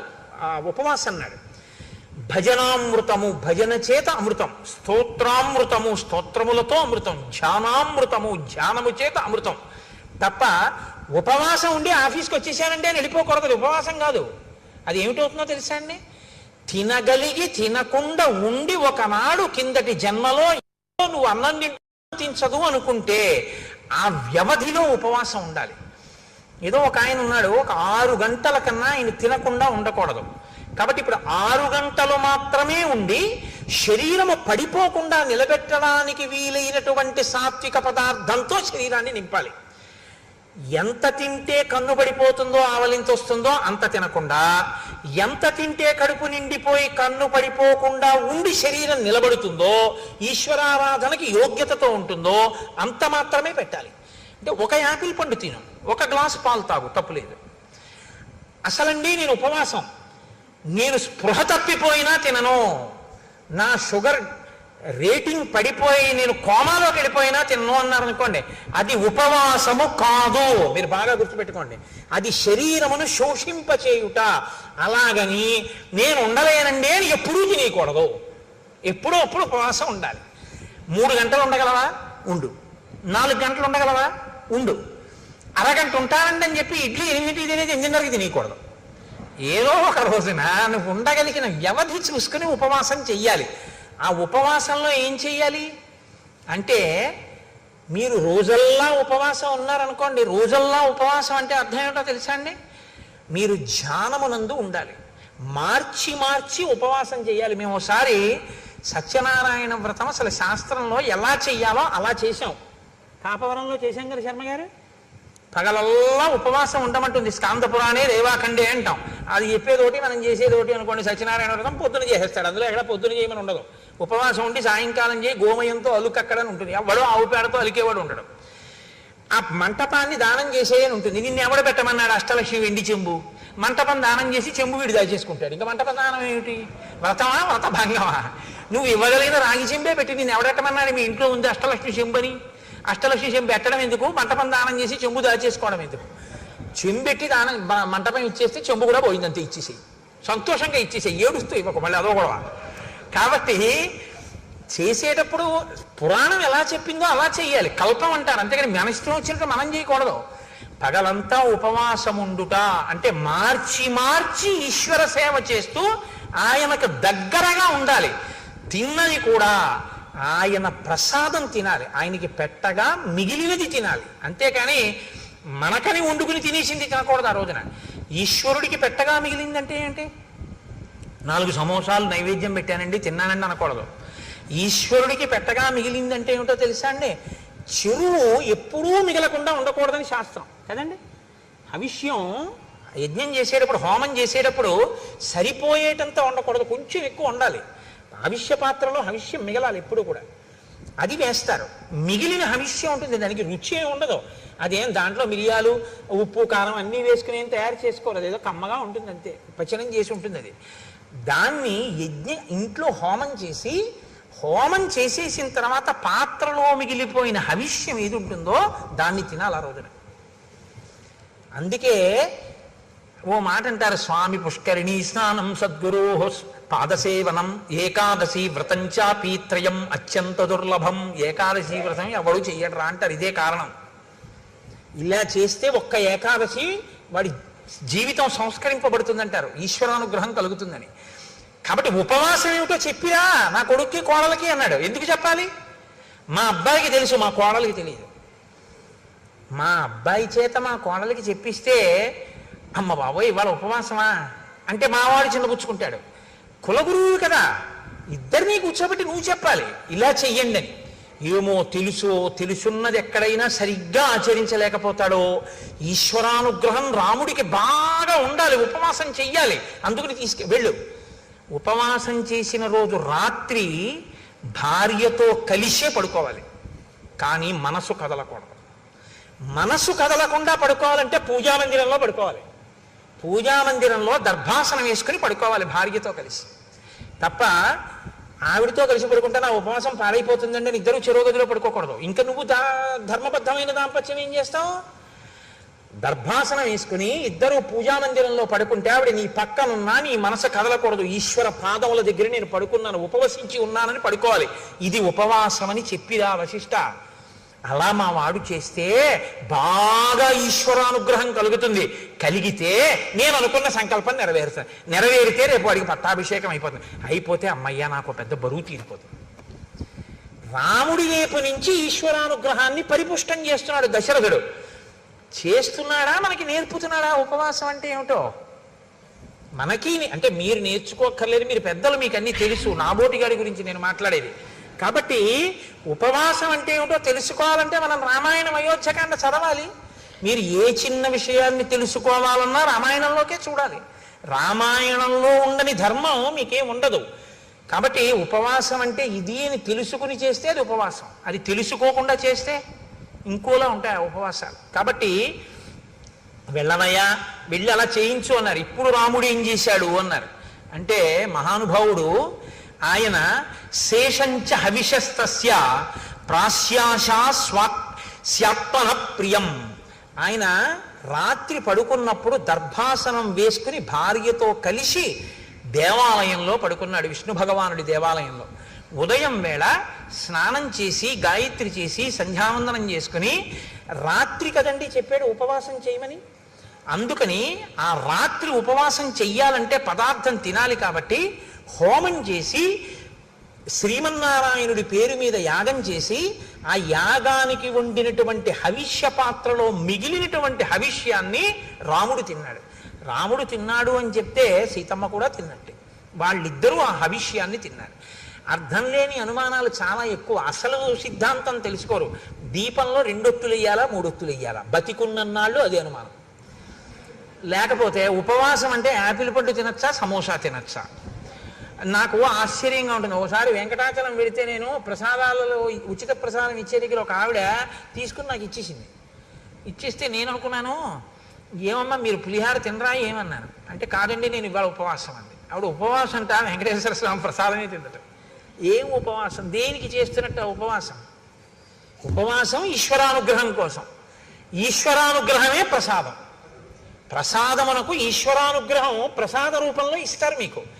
అది తింటే అదే మీ మనసు అవుతుంది. మనసులో బుద్ధి వస్తుంది, బుద్ధి వలన ఆలోచన వస్తుంది, ఆలోచన వలన ఈశ్వరానుగ్రహంతో కూడిన ఆలోచన వలన మీ ఆపదకి పరిష్కారం దొరుకుతుంది, పరిష్కారం వల్ల మీరు గట్టెక్కుతారు. కాబట్టి ప్రసాదం తినండి అంటారు. ప్రసాదం వదిలేస్తే సత్యనారాయణ స్వామి వారి వ్రతకథలో కూతురు అల్లుడు గారి పడవ మామగారి పడవ మునిగిపోయాయి అంటారు. అంటే ఆ శాడిస్తే ఆ సత్యనారాయణ స్వామి ప్రసాదం తినని వాడు ఎవడు పడవల ముంచేద్దామని చూస్తాడనే దాని అర్థం.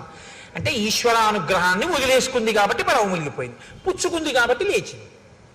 ప్రసాదం అనగా ఈశ్వరానుగ్రహము, అది తెలుసుకో. కాబట్టి ఇప్పుడు ప్రసాదము అంటే నిబద్ధత, ఈశ్వరానుగ్రహం తినాలి. కాబట్టి హోమం చేసిన తర్వాత మిగిలిన హవిష్యాన్ని ఉపవాసం అంటే ఇంత వండుకు తినకూడదు. ఇంత వండి మిగిలినటువంటి ఇంత చెరో కబలం పుచ్చుకున్నారు. పుచ్చుకుని ఏం చేశారు? చక్కగా భూత్వానియతమానస శ్రీమత్యాయతనే విష్ణోహో శిష్యే నరవరాత్మజ. శ్రీ మహావిష్ణువు యొక్క దేవాలయంలో స్వామి పాదాల దగ్గర దర్భాసనం వేసుకుని సీతారాములిద్దరూ పడుకున్నారు ఆ రాత్రి. మరునాడు ఉదయం ఒక జాము ఉందనగానే లేచాడు, స్నానం చేశాడు, సంధ్యావందనం చేసుకున్నాడు, మనసు నిలబెట్టాడు, గాయత్రీ జపం చేశాడు. ఇంకా ఆ రాత్రి పూర్తయింది. పట్టాభిషేకం కోసం నాన్నగారి దగ్గరికి అంతఃపురానికి వెడతాడు. ఇది సీతారాములకు గడిచిన రాత్రి. అదే రాత్రి పౌరులకు ఎలా గడిచింది? వశిష్ఠ మహర్షి రాత్రి ఉపవాసం గురించి చెప్పి వెళ్ళిపోతున్నారట. రోడ్లు వచ్చేటప్పుడు విశాలంగా ఉన్నాయి, వెళ్ళేటప్పుడు ఇరుగ్గా ఉన్నాయి అన్నారు. ఎందుకని? ఇళ్లలో వాళ్ళందరూ వీధిలోకి వచ్చారు. ఎందుకు వచ్చారు? ఒరే మీరు విన్నారా, పట్టాభిషేకం ప్రకటించేశారట, రామచంద్రమూర్తికి పట్టాభిషేకంట, తెల్లవారితే పట్టాభిషేకంట. అందరూ బయటకు వచ్చేశారు, ముగ్గులు పెట్టేశారు, దీప వృక్షాలు పెట్టేశారు. రేపు అంతా అవుతుందో ఏమిటో, బాగా కనపడాలి కదా, దీపాలతో వృక్షాలు పెట్టేశారు, ఇంటింటా పతాకాలు ఎత్తేశారు, ముగ్గులు వేసేశారు, పండగలు చేసేశారు. రాత్రికి రాత్రి నటులందరూ నాటకాలు వేసేశారు, గాయకులు పాటలు పాడేశారు, నృత్యం చేసేవాళ్ళు నృత్యం చేసేస్తున్నారు, పిల్లలు కేరింతలు కొట్టేస్తున్నారు. నలుగురు కలిస్తే రామో రామో రామ, ఏమి రాముడు ఏమి రాముడు, రాముడికి పట్టాభిషేకం, రేపే యమరాజ్య పట్టాభిషేకం, రామచంద్రమూర్తికి పట్టాభిషేకం అవుతుంది భద్రగజం మీద, ఇదిగో తెల్లగొడుగు మీద ఇలాగే పెడతాడు, మనందరం పెడతాం. ఆహా ఏమి భాగ్యం ఏమి భాగ్యం. ఎక్కడ చూసిన జనం, దాని మధ్యలో నదిని మధ్యలోంచి చీల్చినట్టు వశిష్ఠుడి రథం జనం మధ్యలోంచి వెళ్తే అటు ఇటు తప్పుకున్నారట. అంటే అకస్మాత్తుగా విన్నా రేపే కళ్యాణం అంటే పరమ ప్రీతితో మీ అందరూ ఇవాళ వచ్చేసినట్టు, రేపే పట్టాభిషేకం అంటే ఇంట్లో ఉన్న వాళ్ళందరూ వీధుల్లోకి వచ్చి ఎవరూ చెప్పకుండా పతాకాలు ఎగరేసేశారు, ముగ్గులు ఎట్టేశారు, దీపవృక్షాలు పెట్టేశారు, అందరూ పాడేసుకున్నారు, ఆడేసుకున్నారు, సంతోషపడిపోయారు. రేపు బాగా చీకటి పడిపోతుందేమో దీపస్తంభాలు పెట్టేశారు. ఇంత ఆనందపడిపోతున్నారంటే రాముడి పట్ల ప్రజలకి ఉన్నట్టు సంతోషం ఎంత గొప్పది. ఇలా ప్రజలకి తెల్లవారింది, ప్రజలకు అలా తెల్లవారింది, రాముడికి సీతమ్మకి అలా తెల్లవారింది, వశిష్ఠుడికి అలా తెల్లవారింది, దశరథుడికి ఎలా తెల్లవారింది. ఇవాళ ఎందుకులేండి, బుగ్గన చుక్క పెట్టుకుని సీతారాములు సంతోషంగా ఉన్నారు, కళ్యాణ రాముడి. ఇక్కడ వరకే విందాం. కాబట్టి ఏమవుతుందో ఆయనకే ఉండదు, ఆయన ధర్మాత్ముడు, ఇప్పుడే చెప్పినా ఆయన ఏమనుకోడు, ఆయనకి అన్నీ తెలుసు. కానీ మనమే ఇంకా అంత స్థితికి వెళ్ళిన అలా బుగ్గన చుక్క పెట్టుకుని జీలకర్ర బెల్లం పెట్టి ఉండగా మందర మాట్లాడడం చెప్పడం నా వల్ల కాదు. అందుకని రేపు ఎంత గొప్పగా కథ తిరుగుతుందో ఆ రాత్రి కథని రేపు రాత్రి వివరిస్తాను. ఇప్పుడు మనం ఒక్క 11 మాటలు రామనామ సంకీర్తనం చేద్దాం. తదనంతరం ఏదో ముఖ్య విషయాన్ని హరిప్రసాద్ గారు మీతో మాట్లాడాలనుకుంటున్నారు, అందుకని దయచేసి మీరు అలాగే కూర్చుని ఉండండి. అందులో ఇవాళ ఏదో మందర పుణ్యమాని ముందే వదిలేసావు మమ్మల్ని అనుకుంటున్నారు కాబట్టి, ఆత్మలో జీవాత్మతానై అలరుచున్నది రామనామము, రామనామము రామనామము రమ్యమైనది రామనామము, కర్మనేత్రదయము చేతను కానరానిది రామనామము, రామనామము రామనామము రమ్యమైనది రామనామము, 3 నదులను దాటు వారికి మోక్షలక్ష్మియ రామనామము, రామము త్రిపుట మధ్యమునందు వెలిగే జ్ఞాన జ్యోతియే రామనామము, రామనామము రామనామము రమ్యమైనది రామనామము, దూరదృష్టియులేని వారికి దుర్లభము శ్రీరామనామము. రామనామము రామనామము అగరత్తులు పెట్టాడు, ఎక్కడో కొండలు అడిపోతే నాకు కంఠం పట్టేస్తుంది. బ్రహ్మపుత్రక రాజ్య వీణా పక్షమైనది రామనామము, రామనామము రామనామము రమ్యమైనది రామనామము, పసితనంబున అభ్యసించిన పట్టుబడు శ్రీరామనామము, రామనామము రమ్యమైనది రామనామము, మరణకాలమునందు ముక్తి రమ్యమైనది రామనామము, ప్రణవమను ఓంకారనాద బ్రహ్మమే శ్రీరామనామము, రామనామము రామనామము రమ్యమైనది రామనామము, కోటి జన్మల పాపమెల్లను రూపుమాపును రామనామము, రామనామము రామనామము రమ్యమైనది రామనామము, జన్మ మృత్యు జరాది వ్యాధుల చక్కబరుచును రామనామము, రామనామము రామనామము రమ్యమైనది రామనామము, శిష్ట జనముల దివ్య దృష్టికి స్పష్టమగు శ్రీరామనామము, రామనామము రామనామము రమ్యమైనది రామనామము, గోచరంబగు జగతి లోపల గోప్యమైనది రామనామము, రామనామము రామనామము రమ్యమైనది రామనామము, రజతగిరిపతికి నెప్పుడు రమ్యమైనది శ్రీరామనామము, రామనామము రామ ఆయాస్తు మంగళం మంగళం కోసలేంద్రాయ మహనీయ గుణాత్మనే చక్రవర్తి తనూజ. తులసి అర్చన జరుగుతుంది. మీరందరూ కూడా యథాశక్తి మీకు తులసి అవకాశం ఉన్నంత వరకు కూడా తీసుకొచ్చి స్వామివారి సమర్పించి ఆ కార్యక్రమాన్ని చక్కగా నిర్వహించవలసిందిగా ప్రార్థిస్తున్నాను. అదేవిధంగా ఇందాక గురువు గారు మనవి చేసినట్టుగా రామకోటి పుస్తకాలు మళ్ళీ తెప్పించాం. మీరు కావాల్సిన వాళ్ళు ఆఫీస్లో అడిగి తీసుకొని దాన్ని సద్వినియోగం చేయాల్సిందిగా కోరుకుంటున్నాను. రోజు మీ అందరికి కూడా అదే అనుభూతి ఉందని నేను భావిస్తున్నాను. ఎన్నో సీతారామ కళ్యాణాలు మనం చూస్తుంటాం మన జీవితం.